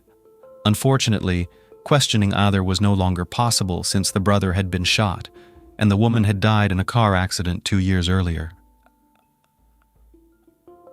An unexpected confession. Initially, Sean denied any involvement and refused to speak, but when shown the printouts of the messages between his former girlfriend and his brother, he surprisingly confessed and began to give a detailed account. His narrative not only surprised, but shocked law enforcement. Despite more than 13 years passing since the double homicide, Gallen remembered the details of that night vividly. That evening, he had left his house with a Marlin rifle, intending to hunt in a wooded area. He aimlessly wandered for a couple of hours before descending a trail to a wild beach, which, he claimed, was a spot to encounter boars. As he walked along the shore, he spotted 2 bright sleeping bags. Approaching closer, he discovered a young man and woman sound asleep inside. He stood watching them for several minutes, then suddenly heard voices in his head commanding him to end their lives. Sean claimed this was the mission from space he could not ignore. He placed the barrel of his rifle almost against the young man's head and pulled the trigger. The sound woke the young woman, but before she could comprehend the situation, a second shot ended her life as well. He decided to collect the casings and carried them away in a beer can he had emptied while descending to the beach. Later, according to him, he tossed the can into some bushes in his father's backyard, where he went to give the rifle to his father and asked him to hide it. His elderly father asked no questions and simply buried the weapon in the dirt floor of the cellar in his old barn. Remarkably, Sean's claims were verified. The rifle was found at the site of the now collapsed barn, and the beer can with the casing still rested in the overgrown bushes in the backyard. The fact that the murderer's father had passed away in 2009 and his property had since fallen into disrepair and abandonment helped preserve these items. It turned out that the bottle found on the beach had no connection to the crime and was mistakenly considered as evidence. Forensic psychiatric evaluation, Sean Gallen blamed the voices in his head, which he claimed ordered him to commit acts of violence, and asserted that he was not aware of his actions. His defense attorneys also insisted that Sean was mentally ill and unfit to stand trial. It was up to qualified psychiatrists to determine the truth of these claims. The evaluation revealed that the accused did indeed suffer from a range of mental disorders, exacerbated by the effects of alcohol and prohibited substances. However, at the time of the crime, he acted deliberately, carefully planning each step. Sean was fully aware of how to proceed and how to cover his tracks to avoid police detection. This was precisely why he first ended the life of the young man, knowing that if anything went awry, the woman would not be able to resist. For the same reason, he took the casings with him and prudently gave the rifle to his father, asking him to hide it. According to the psychiatrists, although Gallen had mental deviations, he was competent to stand trial and be held accountable for his actions. What was surprising in this complex case was that his parents, brother, and former girlfriend knew, or at least suspected, that he had committed the double homicide, yet none of them had turned him over to the police. Trial and sentence. The trial of the accused took place in the spring of 2019, nearly 15 years after the brutal act against the couple. On June 17th of that year, Sean Gowan was sentenced to 2 consecutive life terms without the possibility of parole, plus an additional 94 years for the end of his own brother's life in 2017. The convicted man is now serving his sentence in a special prison unit designated for particularly dangerous inmates with mental disorders. He continues to claim that he hears voices and behaves aggressively, hence he is kept under special surveillance to prevent him from harming himself or anyone else nearby. Lastly, it should be noted that the motive for the double homicide was never established. Sean simply saw the couple sleeping on the beach and decided to end their lives. The case of Rosa Maria Peral. Vinuela, a body in flames. A love triangle typically leads to no good, with all involved parties inevitably suffering as each one becomes dependent. The very emergence of a new participant in a relationship signals trouble in the couple's interaction. Yet some believe that monogamy is a thing of the past, advocating for relationships where one is not limited in the number of loved ones. Such was the belief of our protagonist today, who shattered the lives and destinies of the men unfortunate enough to be close to her. The case of Rosa Maria Peral Vinuela caused quite a stir in Spain a few years ago. This woman easily entered into relationships, manipulated men by playing with their feelings, and then got rid of her tiresome lovers using harsh, sometimes radical methods. Intriguingly, she worked in law enforcement and often engaged in workplace romances. Rosa was blessed with attractive looks, which she used to her advantage. She had been in an official marriage, was the center of an intimate scandal, and was simultaneously engaged to 2 different men. However, these adventures were not enough for her. She dared to commit a crime against a weary fiancé, attempting to pin the blame on her ex-husband and a lover. The most horrifying aspect was that her own child witnessed this appalling act. Rosa Peral, The Early Years. Rosa Maria Peral. Vinuela was born on October 15, 1985, in a suburb of Barcelona, becoming the second child in her family. She grew up in a modest household that had migrated from Andalusia in search of a better life. Her mother, Maria, was a homemaker dedicated to creating a cozy home environment and raising the children, while her father, Francisco, worked as a security guard.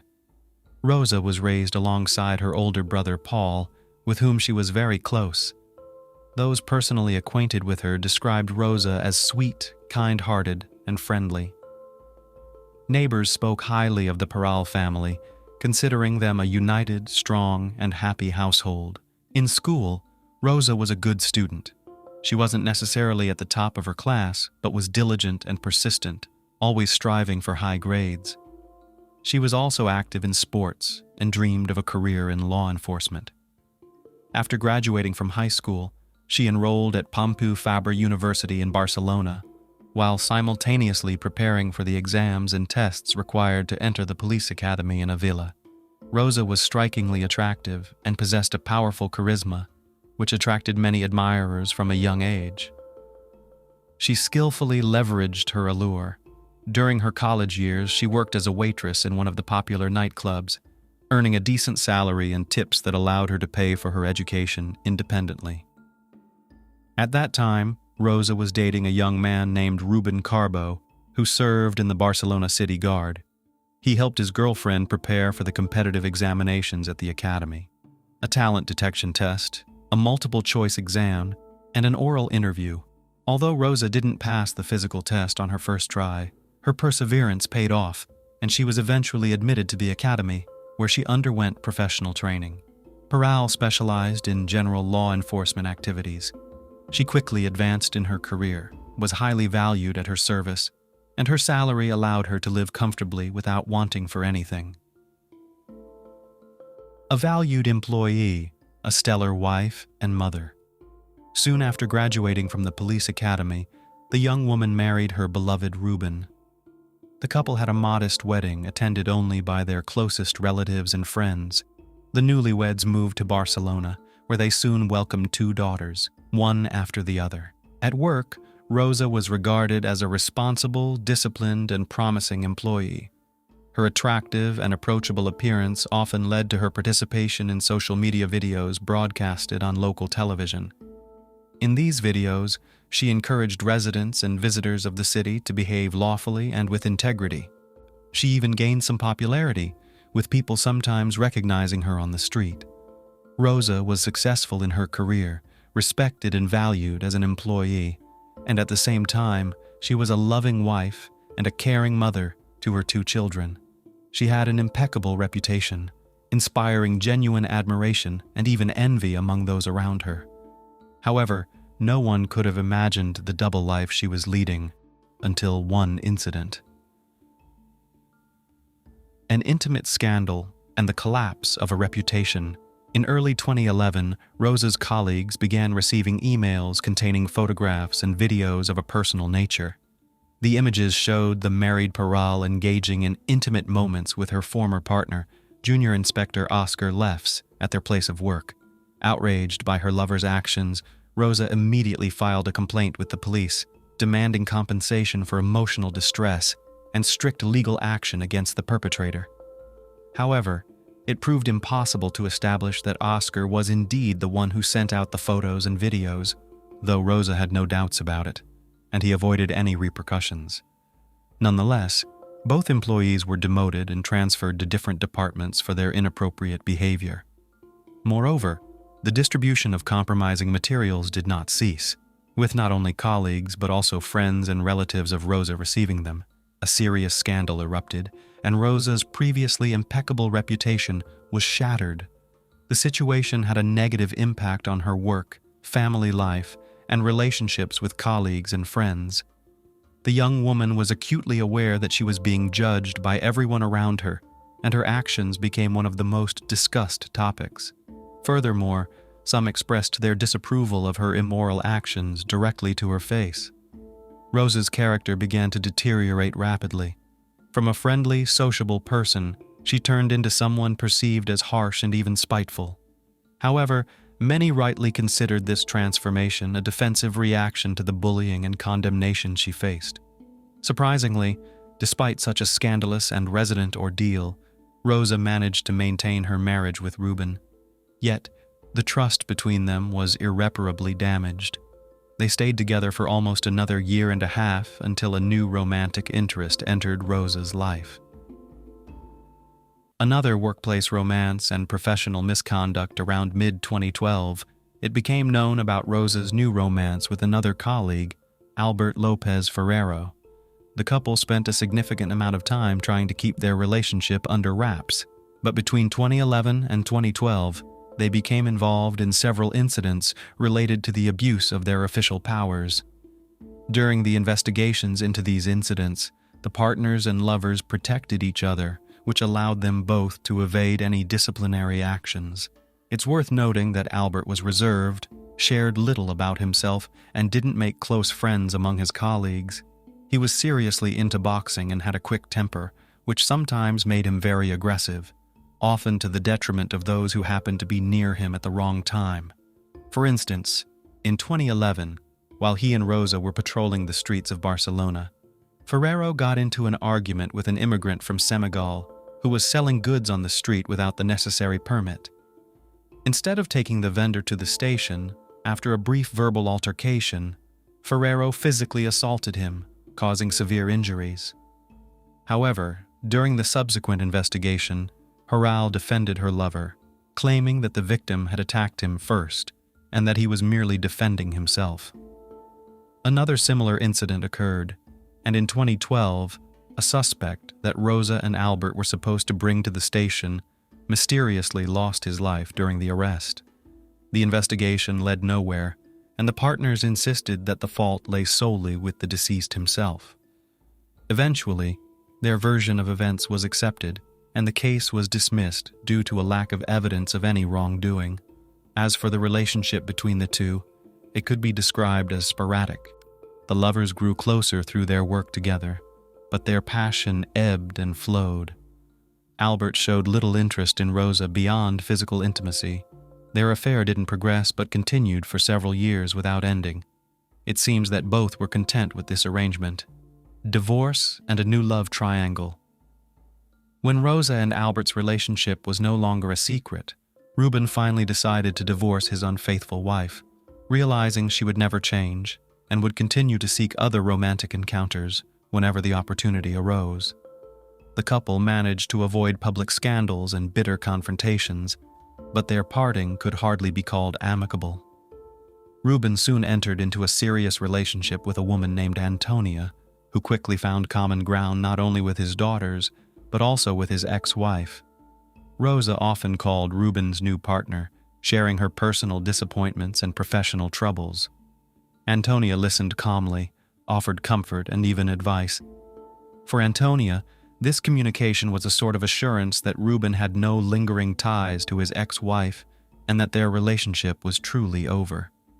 Regarding custody, the daughters stayed with their mother, but Reuben was allowed to see them any time and take them home for weekends and holidays. After the divorce, Rosa chose not to continue her relationship with Albert, feeling it was leading nowhere. However, she soon started a new romance with Pedro Rodriguez, who had long shown a keen interest in her and had been actively courting her. Little was known about Pedro. He was born in Barcelona in 1979, where he spent his childhood and most of his adult life. He also worked in law enforcement, albeit in the transportation department, so their professional paths rarely crossed. At the time he met Rosa, Pedro was married and raising a 5-year-old son with his wife. Yet, Rosa's allure was irresistible to him. Consumed with thoughts of her day and night, he didn't hesitate to leave his family as soon as she reciprocated his feelings. Adding complexity to the situation was the fact that Pedro was a longtime friend of Albert's. When news of his romance with Rosa became public, the ex-lover was baffled. Driven by a painful jealousy, he began to harass Rosa, demanding explanations for her actions. To defuse the situation, Haral told Ferrero that the connection between her and Rodriguez could never match the chemistry they had shared over the years. This way, She implied to her former lover that she still harbored certain feelings and physical attraction towards him. The resumption of their intimate relationship seemed inevitable, as a definitive end to their saga had yet to be declared. A double engagement Rosa and Pedro seemed to be living more than a blissful life together. Along with Rosa's children, they settled into a spacious home in a nice neighborhood of Barcelona, traveled often, appeared everywhere as a close-knit family, and seemed genuinely happy.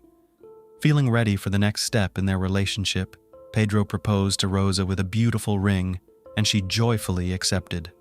The couple started planning their wedding. Around the same time, Rosa began secretly meeting with Albert. Typically, they spent time together in hotel rooms on the outskirts of the city to avoid being seen. Rosa even complained to her lover that Pedro didn't quite measure up to him in intimacy. She also mentioned Pedro's difficult personality and expressed doubts about her future happiness with him.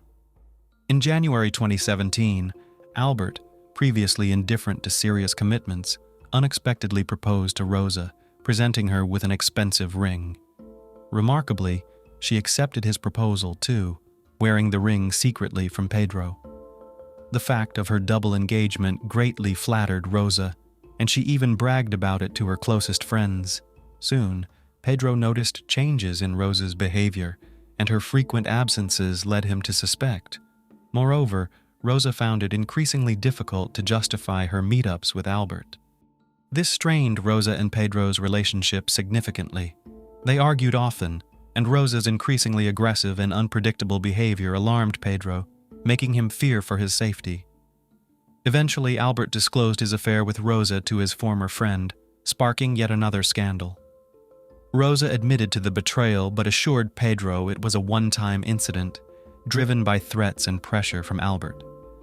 Pedro pretended to believe her, not wanting to end their engagement, still hoping for a future of happiness together.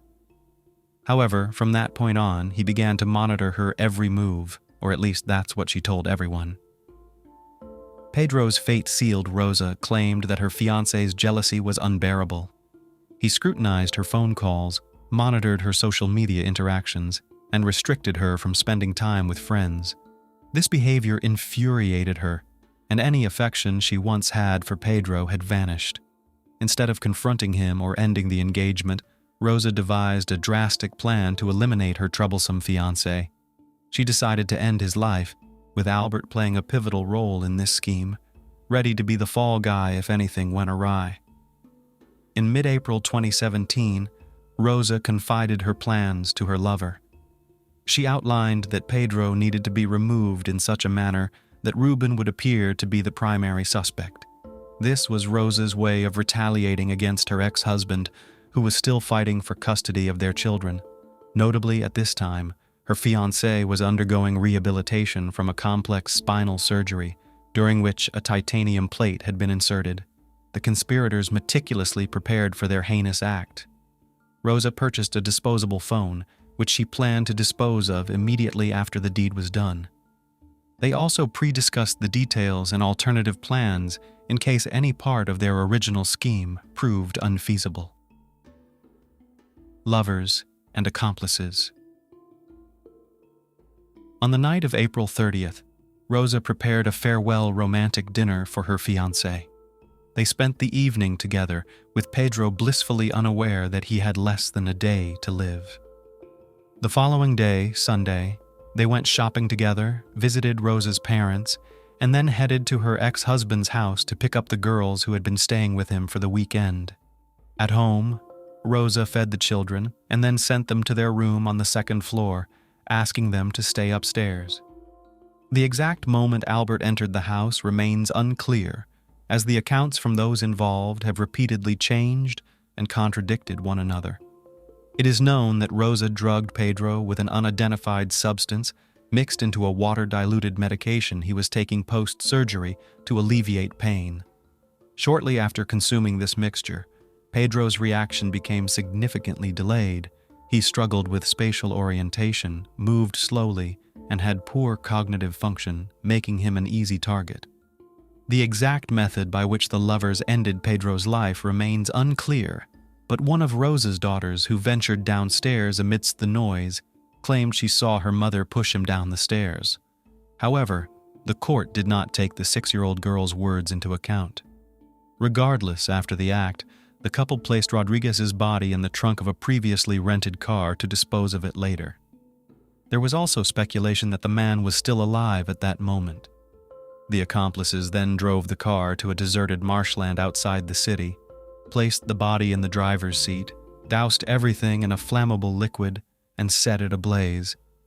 Rosa thoughtfully left Pedro's phone at the scene, and upon returning home, she called it several times and sent messages begging for forgiveness and asking him to come back.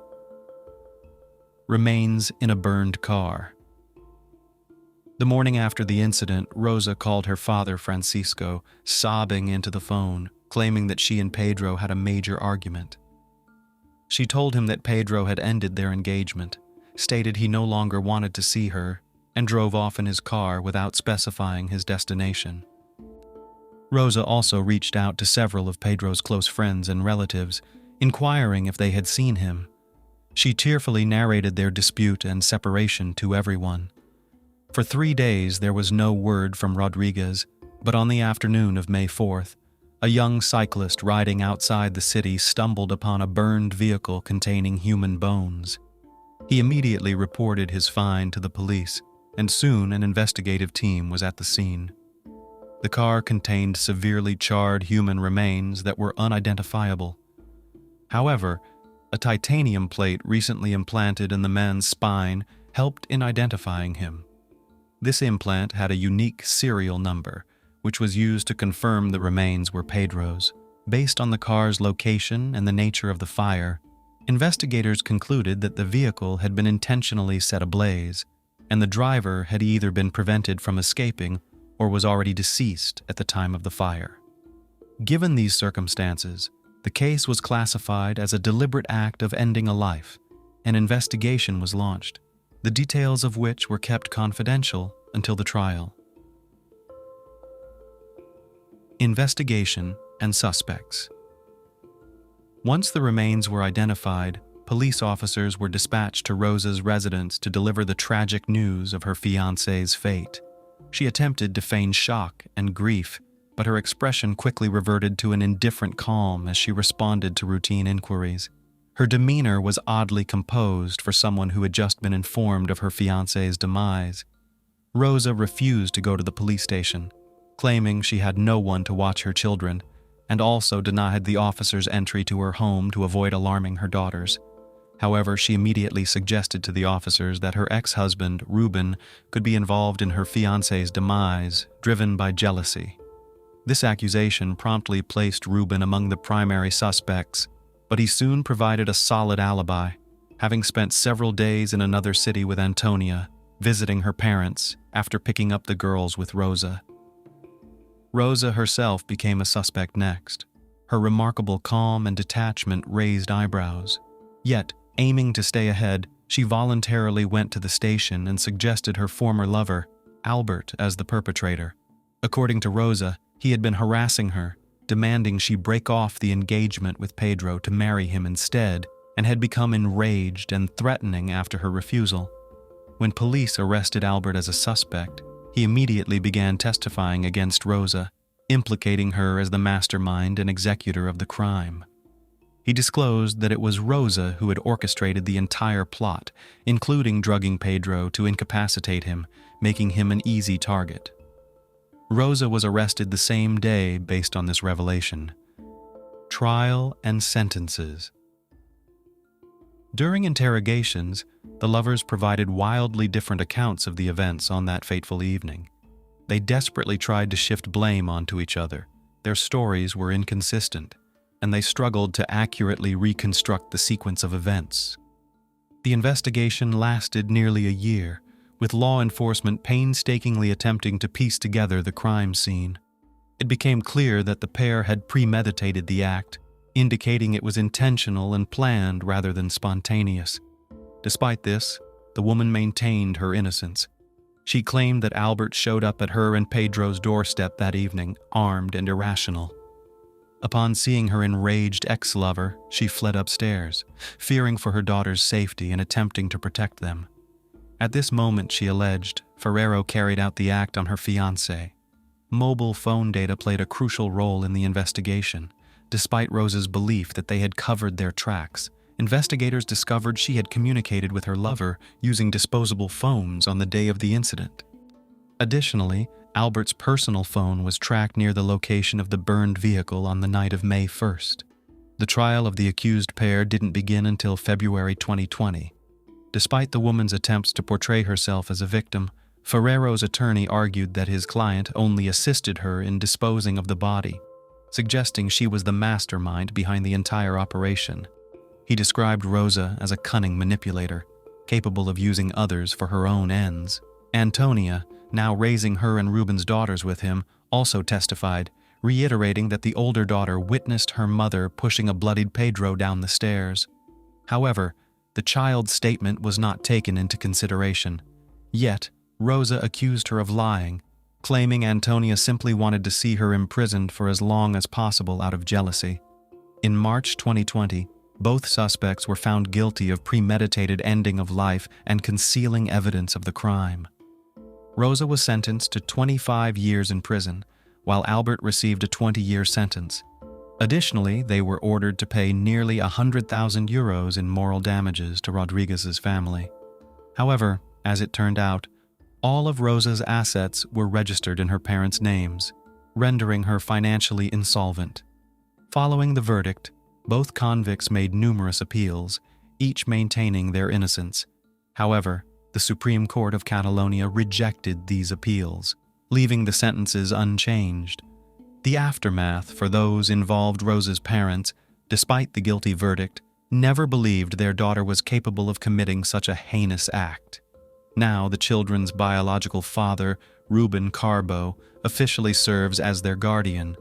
He raises the daughters from his previous marriage alongside his wife Antonia, with whom he also has a son. Notably, Ruben has always allowed the girls to maintain contact with their maternal grandparents. Interestingly, following Rosa's arrest in 2017, she was only able to see her daughters nearly 2 years later, in the spring of 2019, under the supervision of Ruben and his current wife. However, he has since refrained from bringing the girls to prison visits, believing the environment adversely affects their mental health. In 2022, it was revealed that Rosa, while incarcerated, attempted to hire someone to end the lives of her ex-husband Ruben and Antonia. Her plan was uncovered, preventing the crime. Rosa claimed that desperation to see her children drove her to this drastic measure.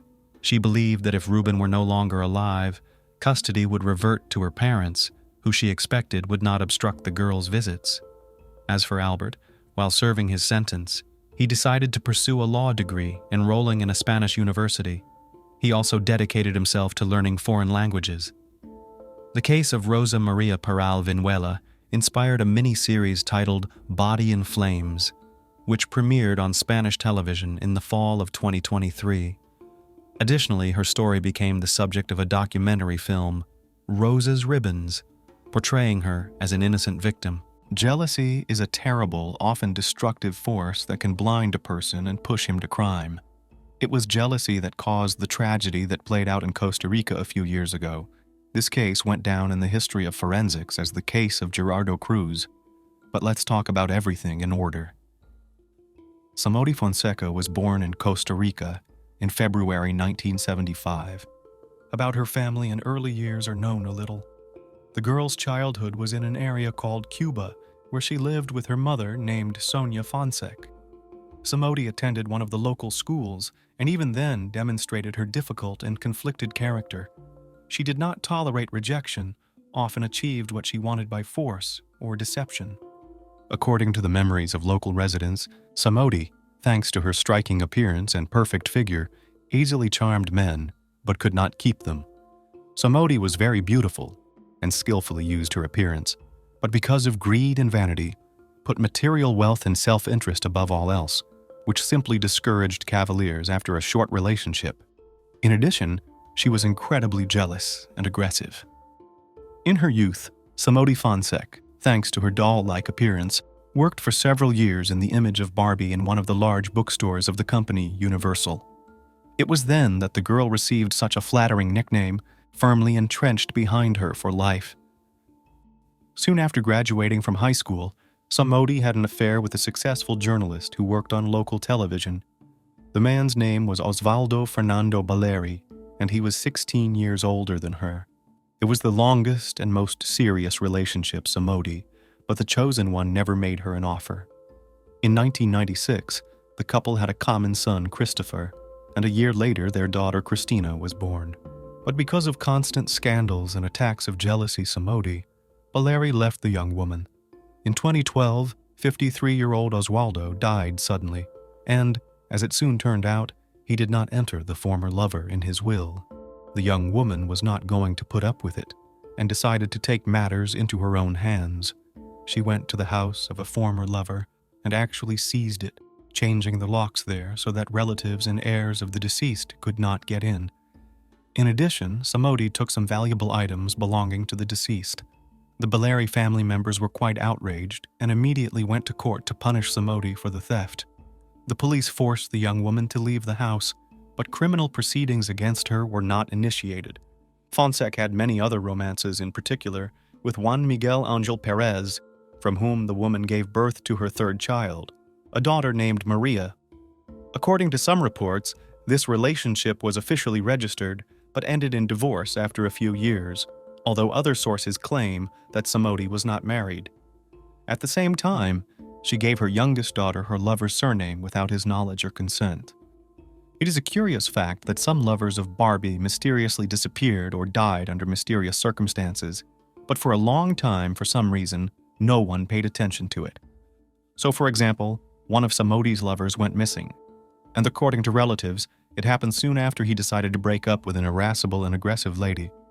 The man to this day has not been found, and many are sure that Fonseca is directly related to this case, but some irrefutable evidence of her guilt could not be found.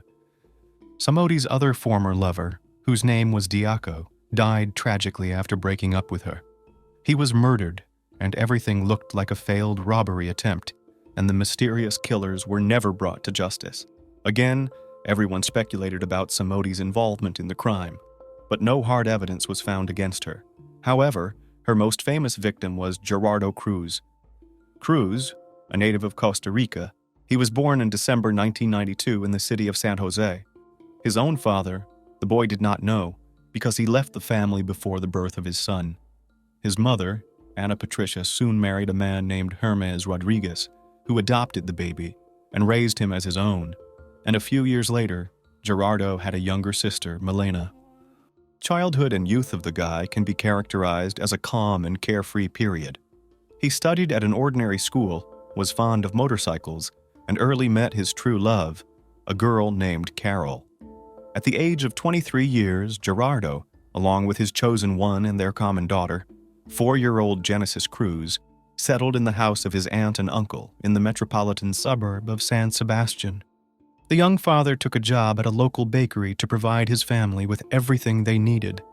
The couple was quite happy, and soon they learned about the upcoming addition to their family for the second time.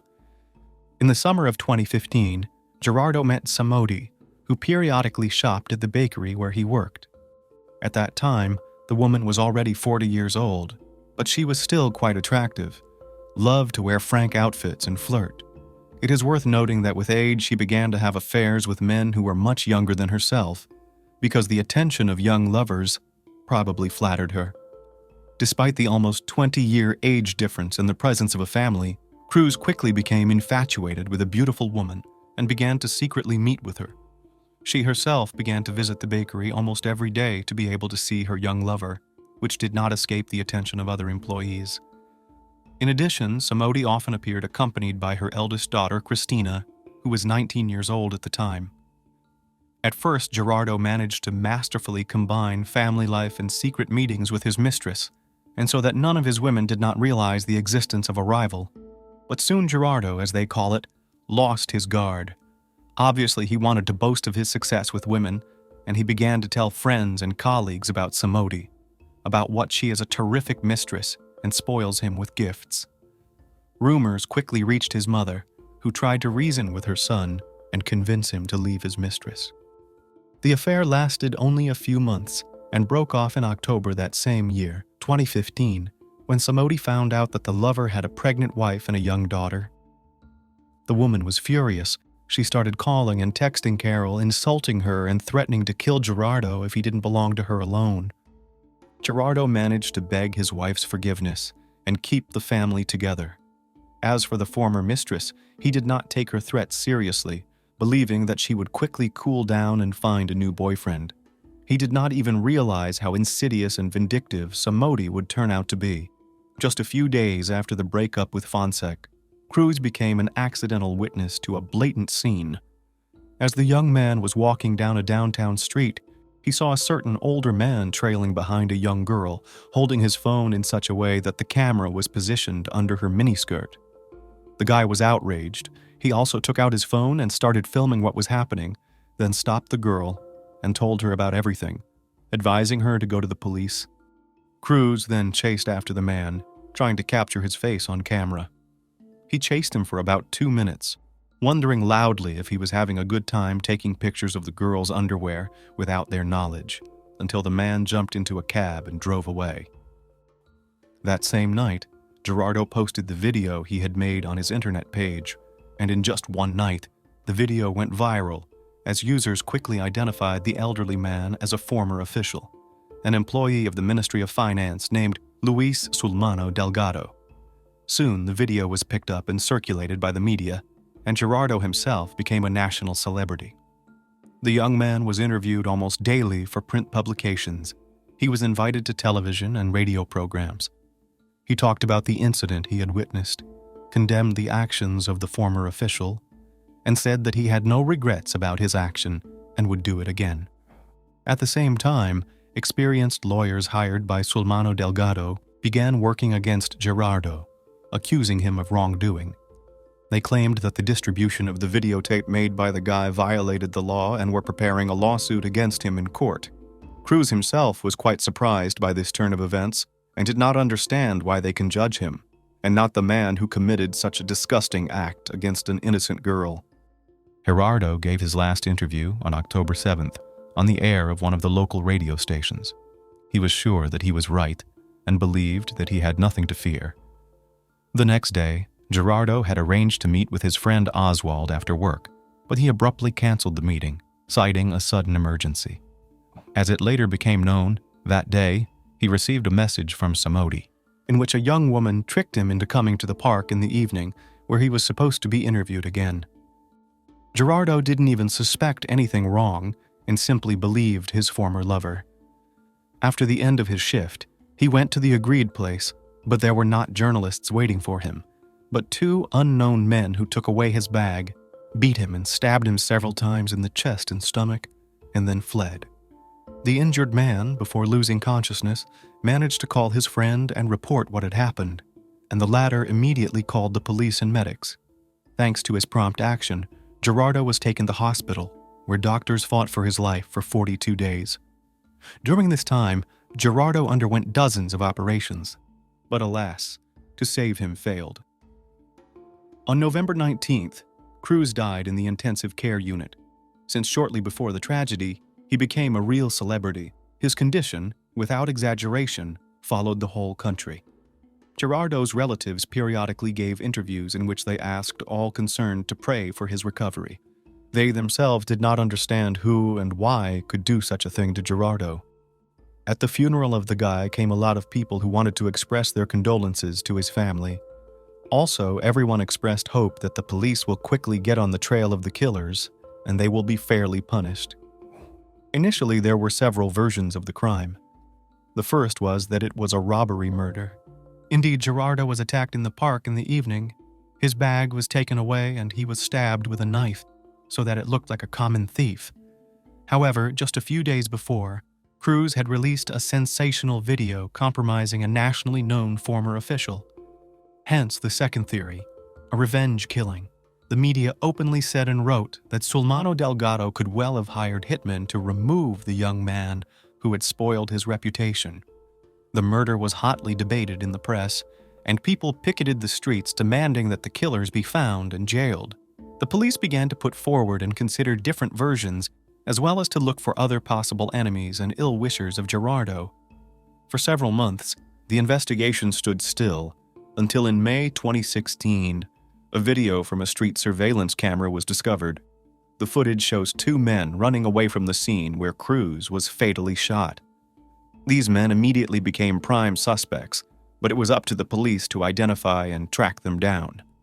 The tape turned out to be a key piece of evidence, and once it was made public, the case moved forward. It was repeatedly played on news programs, asking viewers to look closely, because these could be dangerous criminals. In addition, the police were able to draw up rough sketches of the wanted men and describe their anthropometric data. Soon the identity of one of the men was established because he himself decided to surrender to the police and cooperate with the investigation in the hope that it will help him to mitigate the sentence. Thanks to the information he provided, the investigation quickly came to several other accomplices, as well as the organizers of the crime, Somadi and her daughter Christina. Soon all participants in the crime were taken into custody. In addition to the mother and daughter, several other men were arrested. Cab driver Ronald Archie, who found the perpetrators of the murder, laborer Cesar Chavez, who acted as an intermediary, and a young minor who was directly involved in the attack. Omar Costa, who had been following the victim and reporting his whereabouts on the day of the attack, was also later arrested. The roles and connections of all the participants in the crime were established through phone calls and text messages. The murder was ordered by Somodi, who had planned the whole thing carefully, including her daughter Christina in the details of the plan. Together, they turned to their friends Ronald and Caesar to help them find a couple of hitmen to kill Gerardo and make it look like a robbery gone wrong in a night park. They were later joined by Omar, who had to make sure the victim went to the agreed-upon location. Somodi chose the date of the massacre herself, October 7th. On that day, she repeatedly contacted all the participants in the crime, assigned roles, and made sure that everyone followed the plan. In addition, the young woman demanded that after committing the crime to bring her something of the former lover's belongings as evidence. Cruz, after working his shift, headed straight for the park. He was sure that he was going for an interview, so he tried not to be late for the meeting.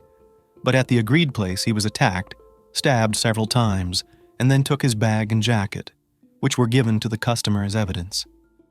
The main evidence of Somodi's guilt were the text messages in which the murder plan and the roles of each of the participants were described in detail.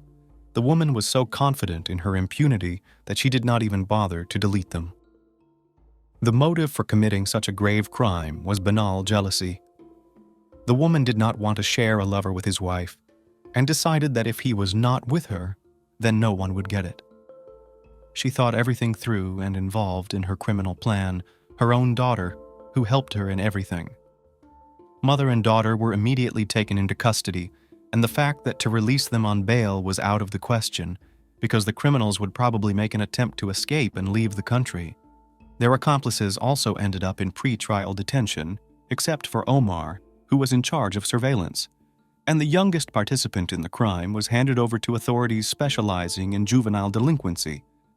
The investigation lasted about a year and a half, and only in December 2017, the trial of all participants in the criminal conspiracy began.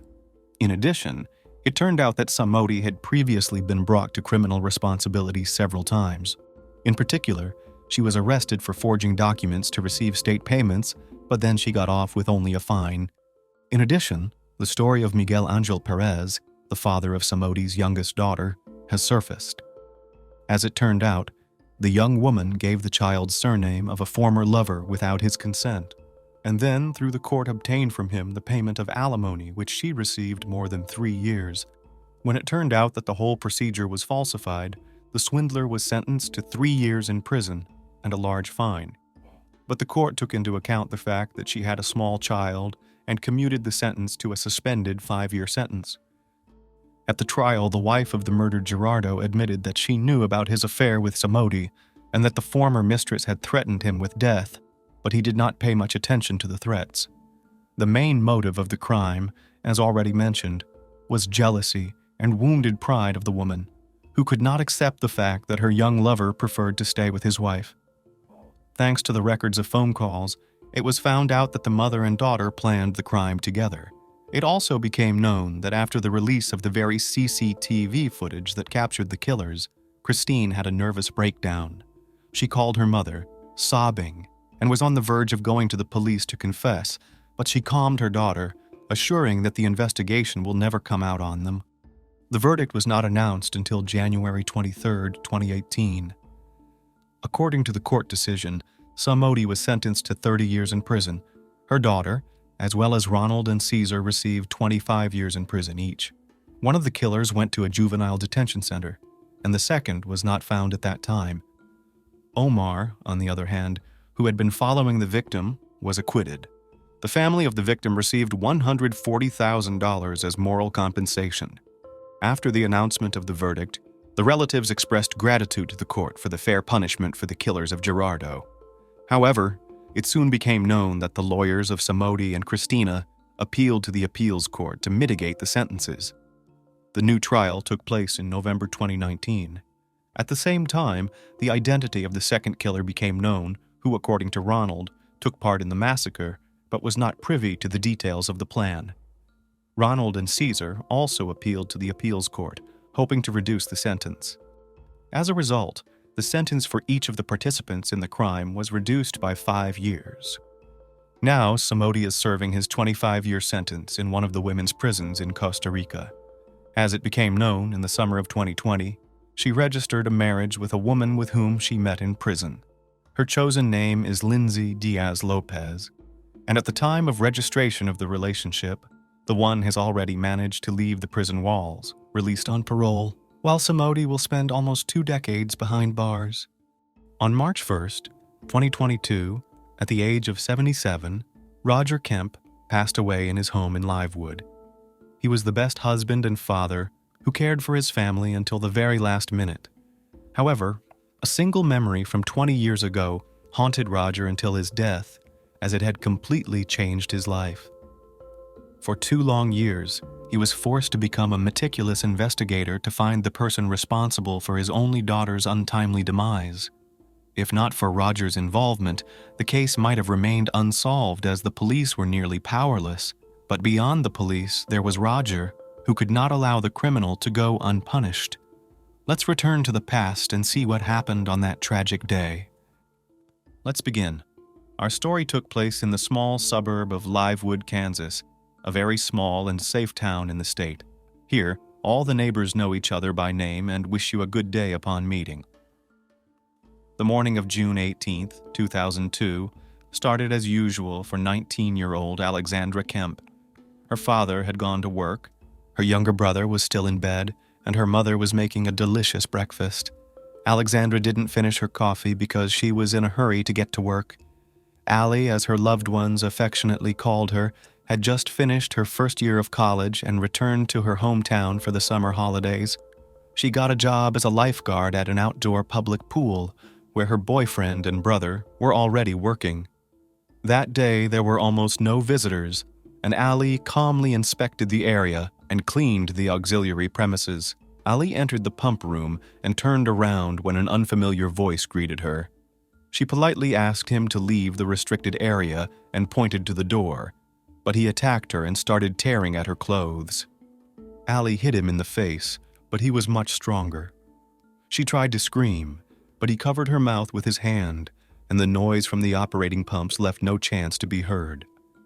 The next moment, Allie lost consciousness. Sometime later, her brother Tyler came to the pool to take over her shift.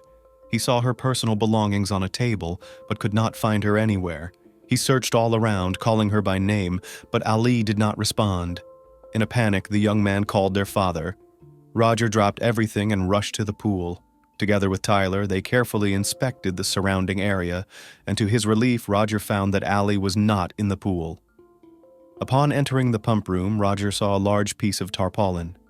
Shining a flashlight in the dim room, he noticed a pool of blood on the floor, and then a foot sticking out from under the tarp. The father threw off the tarp and cried out at the sight. He fell to his knees, trying to bring her to her senses, but she was unresponsive. At 5:29 p.m., Roger Kemp called the emergency services to report that his daughter had been fatally injured. Throughout the call, the father tried to revive his daughter. He tenderly covered her with his jacket, but blood continued to seep from the inflicted wounds. Roger talked to her and pleadingly asked her not to leave, but the girl was unconscious. The victim was urgently taken to the hospital, where the death of 19-year-old Allie Kemp was confirmed. "I hoped she was still conscious and could hear me, but she never came back," Roger said shortly after arriving at the local hospital. Alexandra Elizabeth Kemp suffered multiple head injuries from blunt force trauma, with a pool of blood nearby.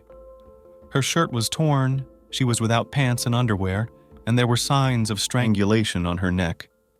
Several of her fingers were broken, and her nails were torn off, suggesting that she had been brutally assaulted before being deprived of life. The pump room, where Allie's body was found, was in disarray, with items strewn about chaotically. It became clear that there had been a fierce struggle between Ali and her assailant, in which she did not give up, but he proved to be stronger. After her life was declared ended, the victim's body was sent for forensic examination, and the crime scene was thoroughly inspected. Unfortunately, the weapon used in the crime was not found either in the pump room or on the pool premises. However, a blood-stained tube of ointment, usually kept in the first aid kit, was found at the crime scene, which investigators found peculiar. They needed to determine why it was found near the victim's body. The ointment tube and its cap were collected for analysis. Police Chief Craig Hill, who inspected the crime scene, expressed his condolences to the parents of the deceased Allie Kemp and stated that in his 35 years of service, this was probably the most horrific crime that could occur in the Livewood community. This crime shocked the quiet town and left too many questions, both for the public and for the investigators.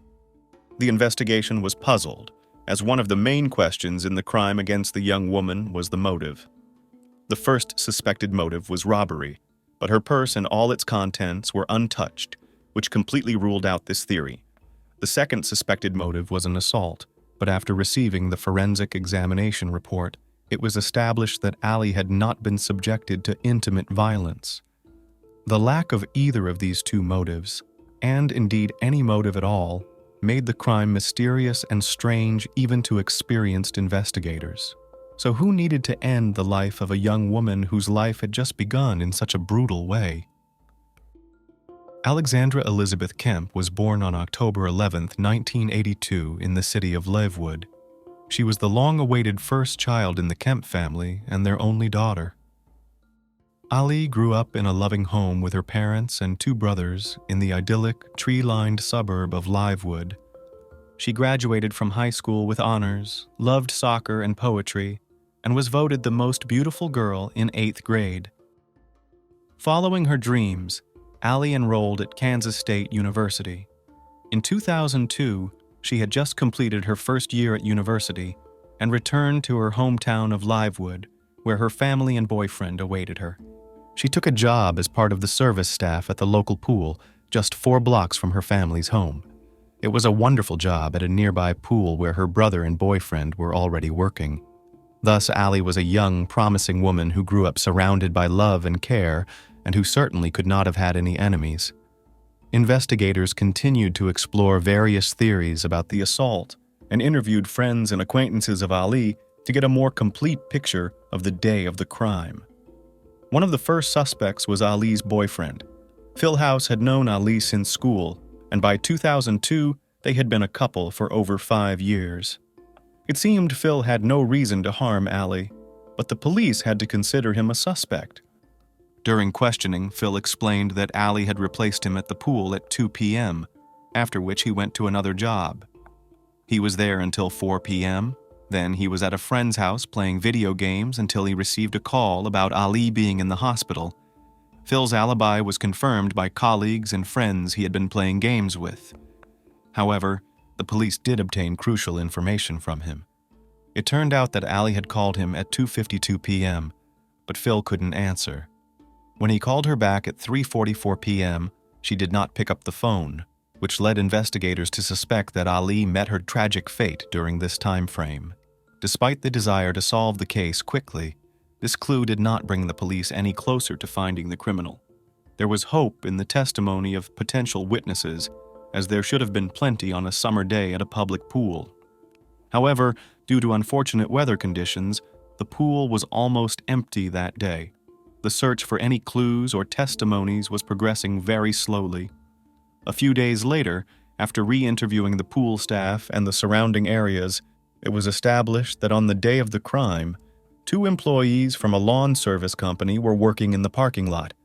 They were brought in for questioning, where they described noticing a car driving around the parking lot in circles around 2:40 p.m., occasionally leaving but then returning. They were able to provide a clear description of the suspicious vehicle, a beige 1980 Ford pickup. Although the police did not have the vehicle's license number, they now had a piece of important information. However, even more valuable information came from one of Allie's friends. The testimony of Allie's friend, Laurel Wynn, helped provide a description of the suspected criminal. It turned out that around 3 p.m. that day, Allie called her friend Laurel and asked her to keep her company during her shift at the pool, as the day was cloudy and not very warm, so there were hardly any visitors. Laurel agreed, and after a while her car pulled into the pool parking lot. She called Ali, but there was no answer. Not seeing Ali outside, Laurel blew loudly on a lifeguard whistle, thinking it would be amusing.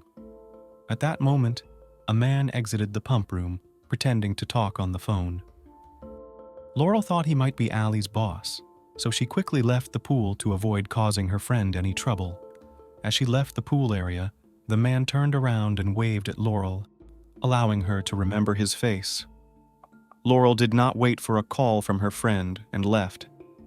Assuming she had seen the criminal, the police created and published a composite sketch based on Laurel's description, hoping it would lead them to the criminal. Thus, a very accurate sketch of the presumed criminal was made.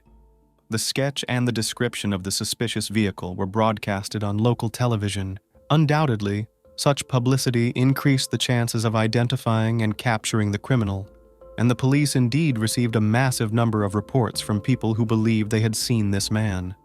This led the investigation to its first suspect, James Drider. A young man, Drider owned an old Ford pickup and closely resembled the composite sketch. He lived in Olada, approximately 20 minutes' drive from Livewood, where he worked as a mechanic in a small auto repair shop. Upon obtaining the address of the presumed suspect, police visited him at his workplace. However, James vehemently denied any involvement in the assault, and he had an alibi since he was at work all day. His boss confirmed that he was indeed at the auto shop on June 18th. Thus, despite a striking resemblance to the composite, James Drider was excluded from the list of suspects. The search continued. Months passed and the trail began to cool, but Roger never gave up. While detectives worked on every lead, he pursued new ones. Roger relentlessly conducted his own investigations. He regularly visited the police station, offering various ideas for capturing the criminal. Roger's unyielding efforts led him to appear on America's Most Wanted, where, in addition to sharing Ali's story, the composite sketch of the presumed suspect was shown. The popular show was broadcast not only on local television but also nationally. A new wave of messages flooded into police stations. Each message was meticulously processed, but for various reasons, each newly emerged suspect was almost immediately ruled out. Ali's boyfriend of 5 years, Phil House, also assisted. He initiated a virtual hunt, sending out emails to university students. He urged them to look at the composite sketch and watch the America's Most Wanted episode focusing on Ali's case. A reward of $50,000 was offered for any information leading to an arrest. Despite all efforts, the case again reached a dead end. However, 6 months after Ali's murder, detectives received new information about the previously familiar James Drider. It turned out that in January 2003, news outlets in neighboring Colorado reported the search for a man responsible for 3 assaults. Roger recognized Drider from the wanted sketch, who had been previously excluded as a suspect in Ali's murder and was now wanted for assaults. Despite Drider's alibi on the day of Ali Kemp's murder, the police now had no doubts they had found their suspect. But first, they needed to prove James's involvement. The man had no prior convictions, so he wasn't in the database, and investigators couldn't compare DNA. They needed to check this individual again and obtain his DNA to compare it with the DNA found at the crime scene. By this point, James Drider was on the run, making him very difficult to locate. It took the police 3 weeks to find him. At a gas station in Utah, Drider failed to pay for his fuel, and the staff detained him, calling the police. James Drider faced charges for 3 assaults and possibly also for the murder of Allie Kemp. When police compared his DNA sample with the sample from the crime scene, they were disappointed to find no matches. James Drider was a serial offender, but he did not end Allie Kemp's life. This was a major setback as the investigation had come incredibly close to apprehending the suspect, only for detectives to have to start over from scratch. Days turned into weeks, and weeks into months, with the police still having no new suspects in Allie Kemp's case. 2 years passed and the police's interest in the case gradually waned, but not Ali's father, Roger. He did everything within his power to find his daughter's assailant, though his options were limited. He periodically contacted USA Today, which published the composite sketch of the presumed suspect. Roger desperately searched for a broad-faced, somewhat bald man. He posted wanted notices throughout the city. His goal as a devoted father was not only to find the criminal, but also to keep his daughter's story alive in the public consciousness. Then, one day, Roger had a simple and brilliant idea. At the city's entrance, he saw a billboard. It occurred to him that hundreds, even thousands of people saw this billboard daily. Why not place the composite sketch on it? He contacted an advertising company to rent the billboard. When the company's management learned about Mr. Kemp's story, they offered not just 1, but 8 billboards along highways near Livewood for the poster, free of charge. The estimated total daily viewership of these billboards was about 10,000, and Roger's efforts finally began to bear fruit. 2 years after Allie Kemp's murder, police started receiving reports of people resembling the sketch. The billboard, along with a higher reward and television advertisements, led to a flurry of tips, including one about a young man named Benjamin Appleby. This individual lived in Bantam, Connecticut, where he was known as Ted Hoover. The 29-year-old man lived under the pseudonym Hoover to avoid prosecution for an intimate offense from 1997. He owned a Ford pickup of the same beige color as the vehicle the suspect was believed to drive. It later turned out that Ted Hoover worked in pool maintenance in 2002, specifically at the pool where Allie was murdered. Armed with this information, police went to question Ted Hoover at his home. During the conversation, he behaved uncertainly and was visibly nervous. At the end of the discussion, Ted was asked to provide a DNA sample to clear himself from the list of suspects. He was clearly unprepared for this request and tried to evade it by making excuses. Initially, he asked to postpone providing samples until he could speak with his lawyer and requested some time to think. The next day, the detective contacted Ted Hoover's lawyer, who informed him that Ted did not want his DNA entered into the national database and thus was opposed to voluntarily providing a DNA sample to the police. Detectives attempted to press the lawyer to provide a letter of assurance that the DNA would not be entered into any database and would only be used within the scope of Allie Kemp's case materials. The lawyer requested a pause to relay this information to his client. However, 2 days later, the lawyer responded that his client was still against providing his DNA to the police. The detectives were convinced that this individual had something to hide. They remembered that they had spoken with Ted Hoover at the crime scene of Ali's death many years ago, although he did not seem suspicious at the time. The police had questioned him in connection with Ali's case, but were unable to achieve the desired breakthrough. The investigators had no choice but to secure a warrant for the compulsory collection of Ted Hoover's DNA. On March 24, 2004, armed with a warrant, they returned to Ted Hoover's residence, only to find the house empty. The man had fled.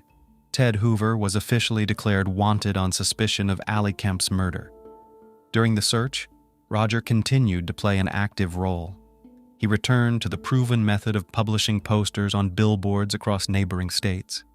He purchased over 500 billboard advertisements. Ted Hoover's face was displayed in Colorado, Oklahoma, Arkansas, Missouri, Iowa, and Nebraska. To fund such a massive manhunt, Roger Kemp had to spend all his savings and even sell the home his family had lived in for over 20 years, as the entire billboard campaign now cost over $100,000. And it was not in vain. In August 2004, the police received a tip from Missouri that someone recognized the person from the billboard. However, the tip mentioned that this individual was now living not under the name Ted Hoover, but as Benjamin Appleby. The police went to the address provided in the tip, and indeed, they found the man known to them as Ted Hoover. He was arrested on the spot on suspicion of murder. The police legally obtained a saliva sample from him. Their suspicions were confirmed when the DNA of Benjamin Appleby, aka Ted Hoover, matched the DNA found at the crime scene. Benjamin had several prior run-ins with the law, ranging from robbery to intimate offenses. The police in Connecticut arrested him on an earlier warrant charging him with indecent exposure. When questioned about Ali's murder, he confessed to the police that he approached the girl he liked to flirt with her, but she did not reciprocate. When he tried to touch her, she pushed him away, causing Benjamin to lose control and assault her. Later, Benjamin was charged with murder and attempted assault. He was found guilty on both counts. "I strangled her, I guess. I don't know why the hell I did it," said Benjamin Appleby in a recorded interview. According to Appleby, he touched her. "Not strongly," he said, and when she resisted, he began to strangle and beat the 19-year-old girl. Then the detectives learned the horrifying reason why the antiseptic ointment was open. Appleby tried to assault Ali when she lost consciousness and he needed lubrication. In his defense, Benjamin Appleby said that he simply snapped, headed back to his car, and drove away. On December 10, 2005, on the final day of the trial against Benjamin Appleby, aka Ted Hoover, he was sentenced to 50 years in prison. He was found guilty under Kansas law, 50 years in prison with no chance for parole until 2054. However, Benjamin Appleby, who has been serving his sentence for several years now, has expressed doubts about the fairness of his sentence under the Kansas Hard 50 law. He argued that since the factors that led to his Hard 50 were determined by a judge, not a jury, as required by a previous U.S. Supreme Court ruling, Kansas law automatically required that his sentence be modified. Prosecutors contend that the state law does not apply to Benjamin Appleby's case, and that the Hard 50 should remain in effect. Roger Kemp warned the public that reducing the prison term for Benjamin Appleby would put other young women and girls at risk. This marked the end of Roger Kemp's struggle and his pursuit of the man who ended his daughter's life.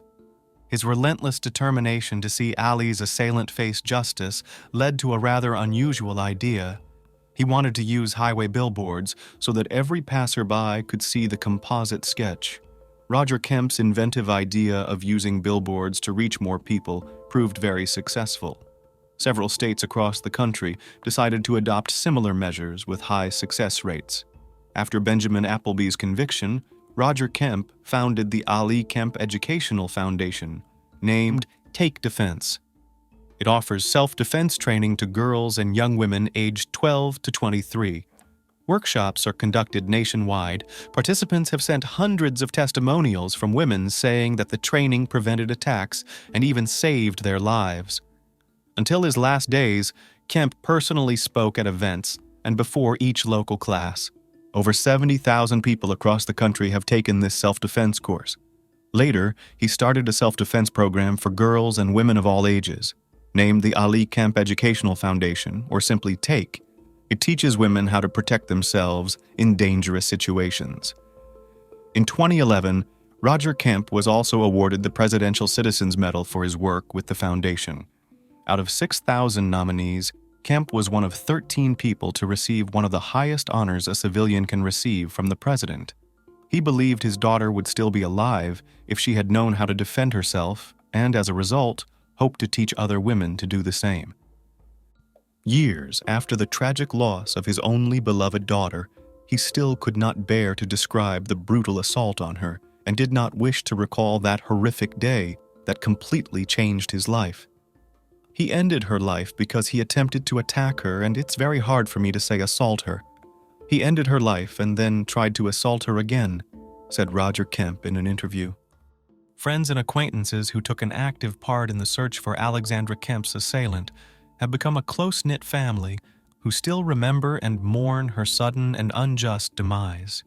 Tireless, passionate, and kind, Roger Kemp passed away at the age of 77.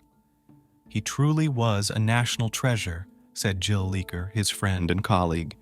Roger Kemp's ingenuity helped hundreds of people find justice.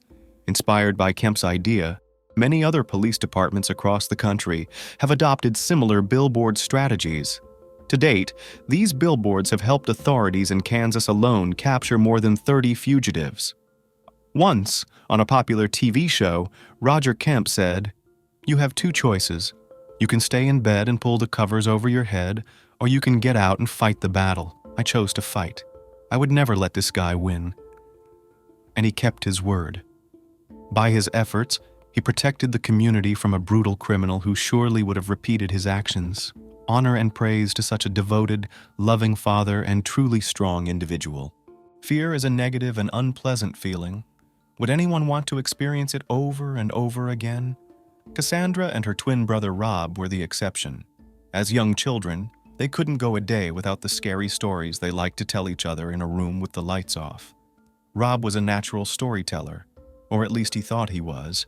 Cassandra would scream at every story he told, and he, playing the brave though small man, would sprawl on his bed mumbling, "You can't even scare the neighbor's little Joey with stories like that.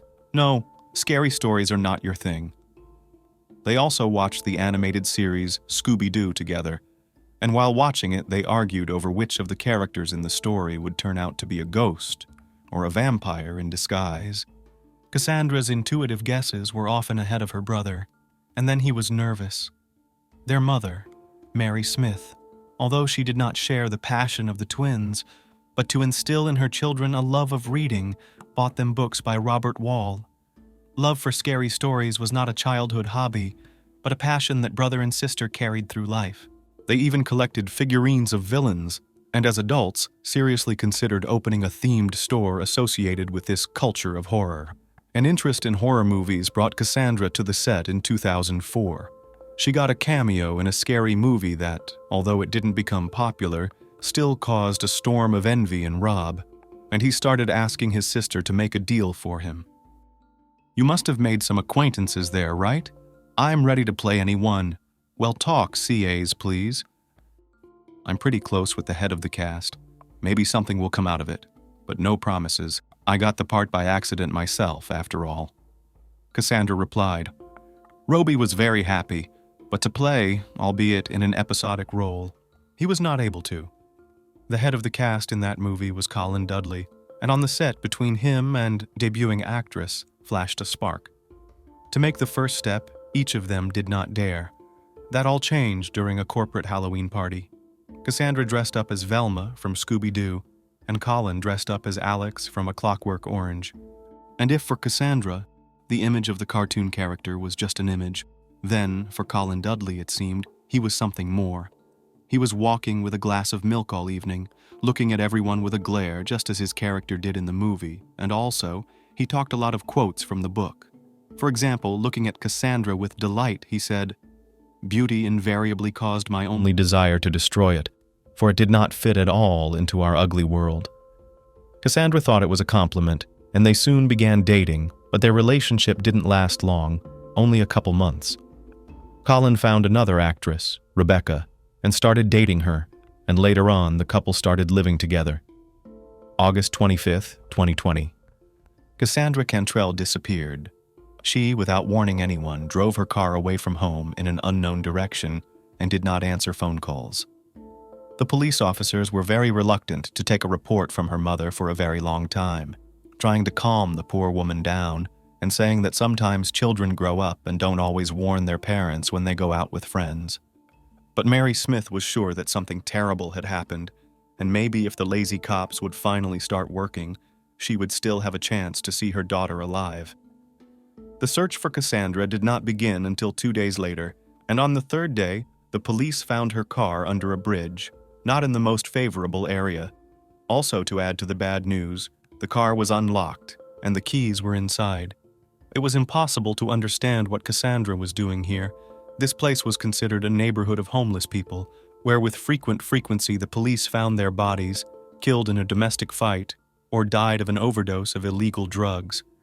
The officers had to go around the neighborhood, questioning a lot of homeless people who, at the sight of the police, tried to get away for a while, but it was all to no avail.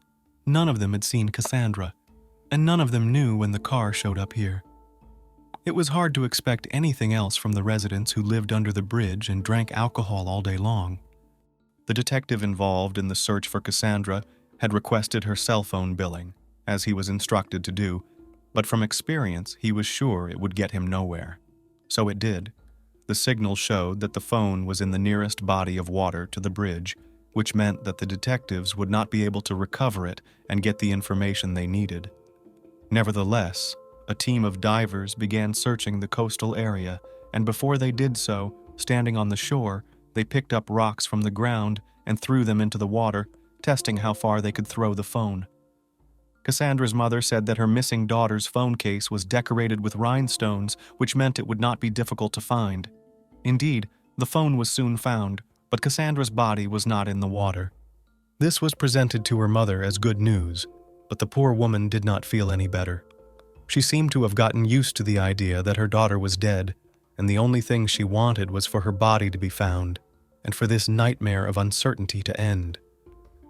I was looking forward to my granddaughter. I wanted to be a grandmother sooner, and I didn't even have time to give her a crib. It's just sitting in the garage in a box. What should I do with it now? Saddened the mother, and did not realize that this became important information for the investigation. According to statistics, a high percentage of crimes against pregnant women are committed by their partners, the fathers-to-be. But Mary Smith did not know who the father of her future granddaughter was. Cassandra, as it seemed to her, despite her already realized age, was not married and did not even meet anyone. It was understandable that she had gotten pregnant by a man, but Mary had no information about the potential father of the child. Although, again from the words of her mother, her daughter very often corresponded with someone and called, but the phone number of her interlocutor for some reason was not recorded in the daughter's book, and the mother, of course, did not remember the numbers. She just noticed that it is quite strange to communicate so often with a person and not write down his number.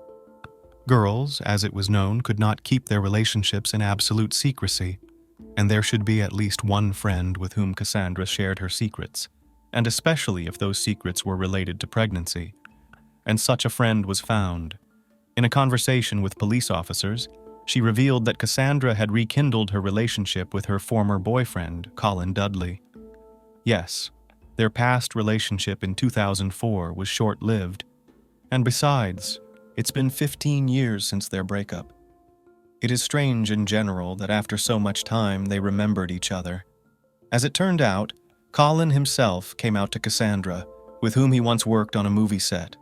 In 2014, he found Cassandra on Facebook, wrote some warm words, and confessed that just recently his father died, with whom his wife, Rebecca, had a difficult relationship, and so he had no one to share his grief with.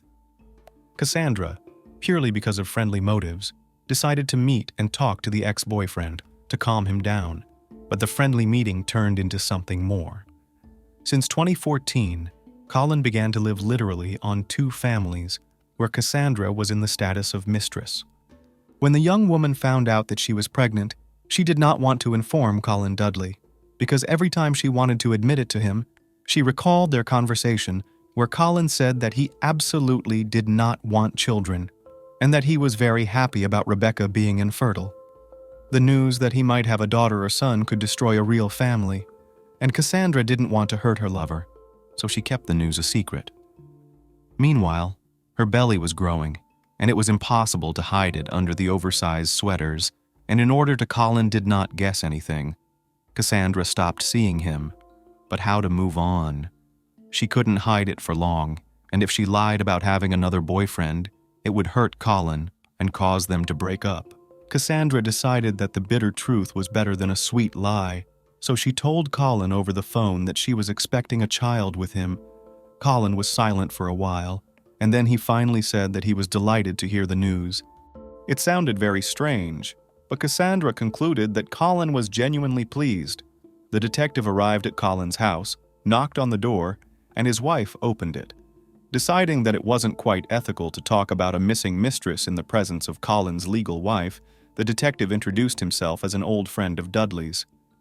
Colin came out, immediately shut the door behind him, and walked away from the house with the detective, though the latter hadn't even introduced himself yet. It was as if he had been waiting for this meeting. "Thank you for not making your credentials public in front of Rebecca. You're a man of honor, a true officer. My compliments to you." Colin spoke in short sentences. "I heard Cassandra is missing. It's weird, bloody weird. I can't even guess where she might have gone. She told me she'd had a big fight with her brother and was really worried about it. I advised her to stop by and make up with him. I don't know if she listened to me or not. That Cassandra and Rob had been in a fight, the detective knew. Rob had told him about it himself.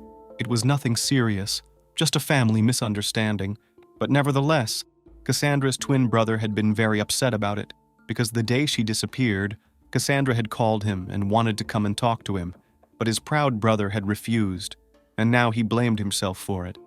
If his sister had come to see him that day, she wouldn't have disappeared. You know, officer, I'm not the nicest person. I think you realize that. Dating my ex-girlfriend in secret from my wife, and for such a long period of time, I'm sure I'll be punished for it in the next world. But the human heart doesn't decide who you fall in love with. In 2014, my father died. He literally hated Rebecca with all his soul, and the feeling was mutual. But he really liked Cassandra. He often remembered her, reproached me for the fact that we broke up with her almost immediately after Christmas. We often fight with our parents, accusing them of not understanding. And then it turns out that it's us, their children, who don't understand, and it hurts. My father was right, of course. And after he died, I just wanted to fulfill one of his wishes, and so I resumed my relationship with Cassandra. Rebecca needed to be broken up with.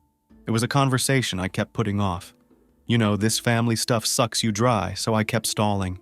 I've been living a double life for 5 years. It was hell. I had to make excuses for coming home late all the time.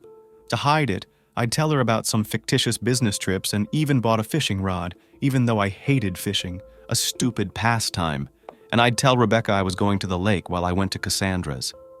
Before coming home, I'd buy fish at the supermarket for extra convincing, and Rebecca would bake it in the oven and I'd eat it, even though the smell of fish makes me sick.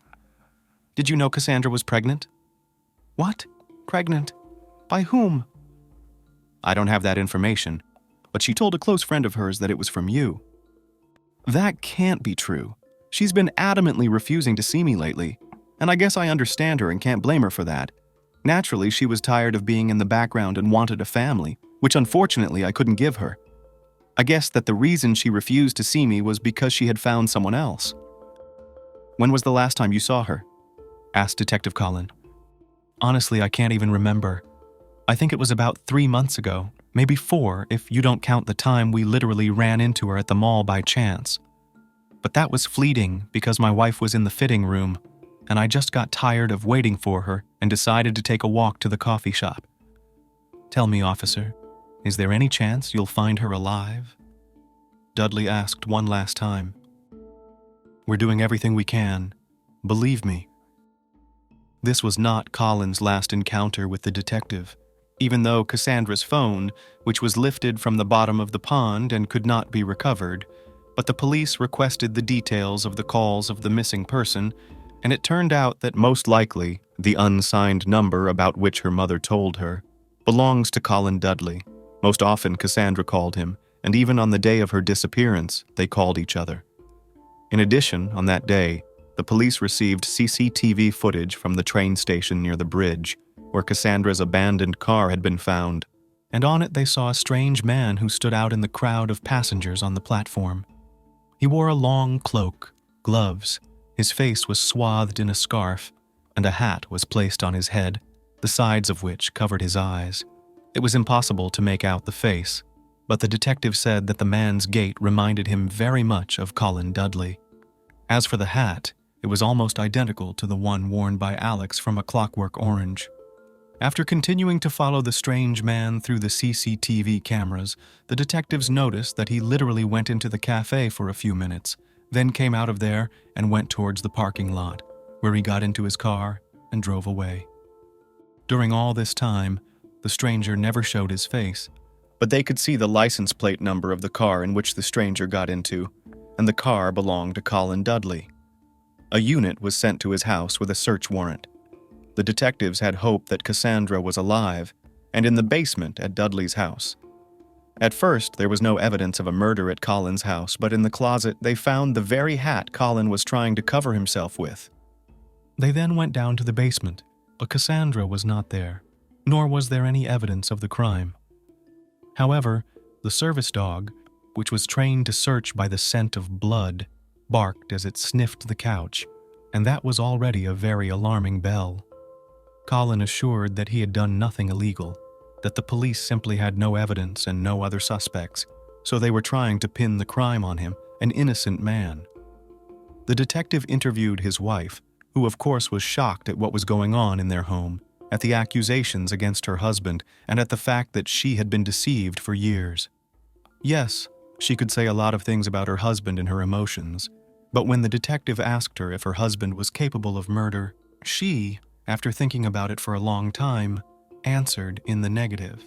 All the evidence that had been found against Colin wasn't enough to put him in jail, which made Rob and Mary Smith very angry, and the detective was just throwing up his hands.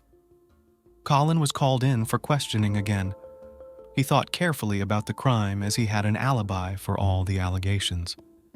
On the morning of August 25th at 6:30 a.m., Colin visited a hardware store where he purchased household cleaning chemicals as well as trash bags. And indeed, the store's cameras confirmed it, but the large trash bags overshadowed this situation. Colin then received a text message from Cassandra that she was almost at his house, but he immediately deleted the message, but it remained in the cell phone carrier's memory, and the police got it from the call and message dump. Also, according to their cell phone billing, the couple did not leave the house that morning for several hours. Colin then turned off his phone, but left his mistress's phone on, most likely by accident, and police saw the entire path of his movements, including where he was seen on the station's CCTV cameras. As the police already knew, after the cafe, where he was probably recovering from the murder by washing up in the toilet, Colin got into his car and drove to the pond where he had dumped Cassandra's phone, where the last signal from the cell phone had been received. It was now necessary to search for Cassandra's body. The police, in order to accurately track the route, seized a GPS tracker from Colin's car.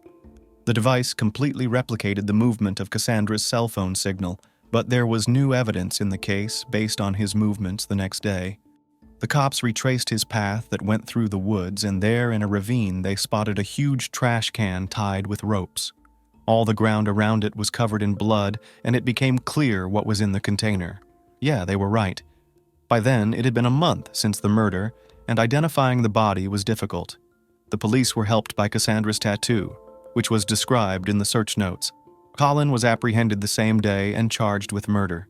Forensics conducted a forensic examination and indicated that death was caused by a fractured skull due to blunt force trauma. During the examination of the basement of the Dudley house, the police found traces of blood, which could not be completely cleaned. Rebecca knew nothing about the murder. All day she spent in another part of the house, from which no noise in the basement cannot be heard, and she also confirmed that Colin never wanted children, and his story about her infertility, just a fiction. The police took this as a motive for the crime. During the trial, due to the lack of witnesses, physical evidence, such as the murder weapon, it was impossible to convince the jury that the murder was committed by Colin Dudley. Then, the court made a deal with the killer that if he pleaded guilty, he would get a lesser sentence. Colin was sentenced to 26 years in prison. Cassandra's mother and her brother, who still felt guilty that he had not agreed to meet with his sister before her death, were very upset, because the killer would most likely live to see the moment when he could go free.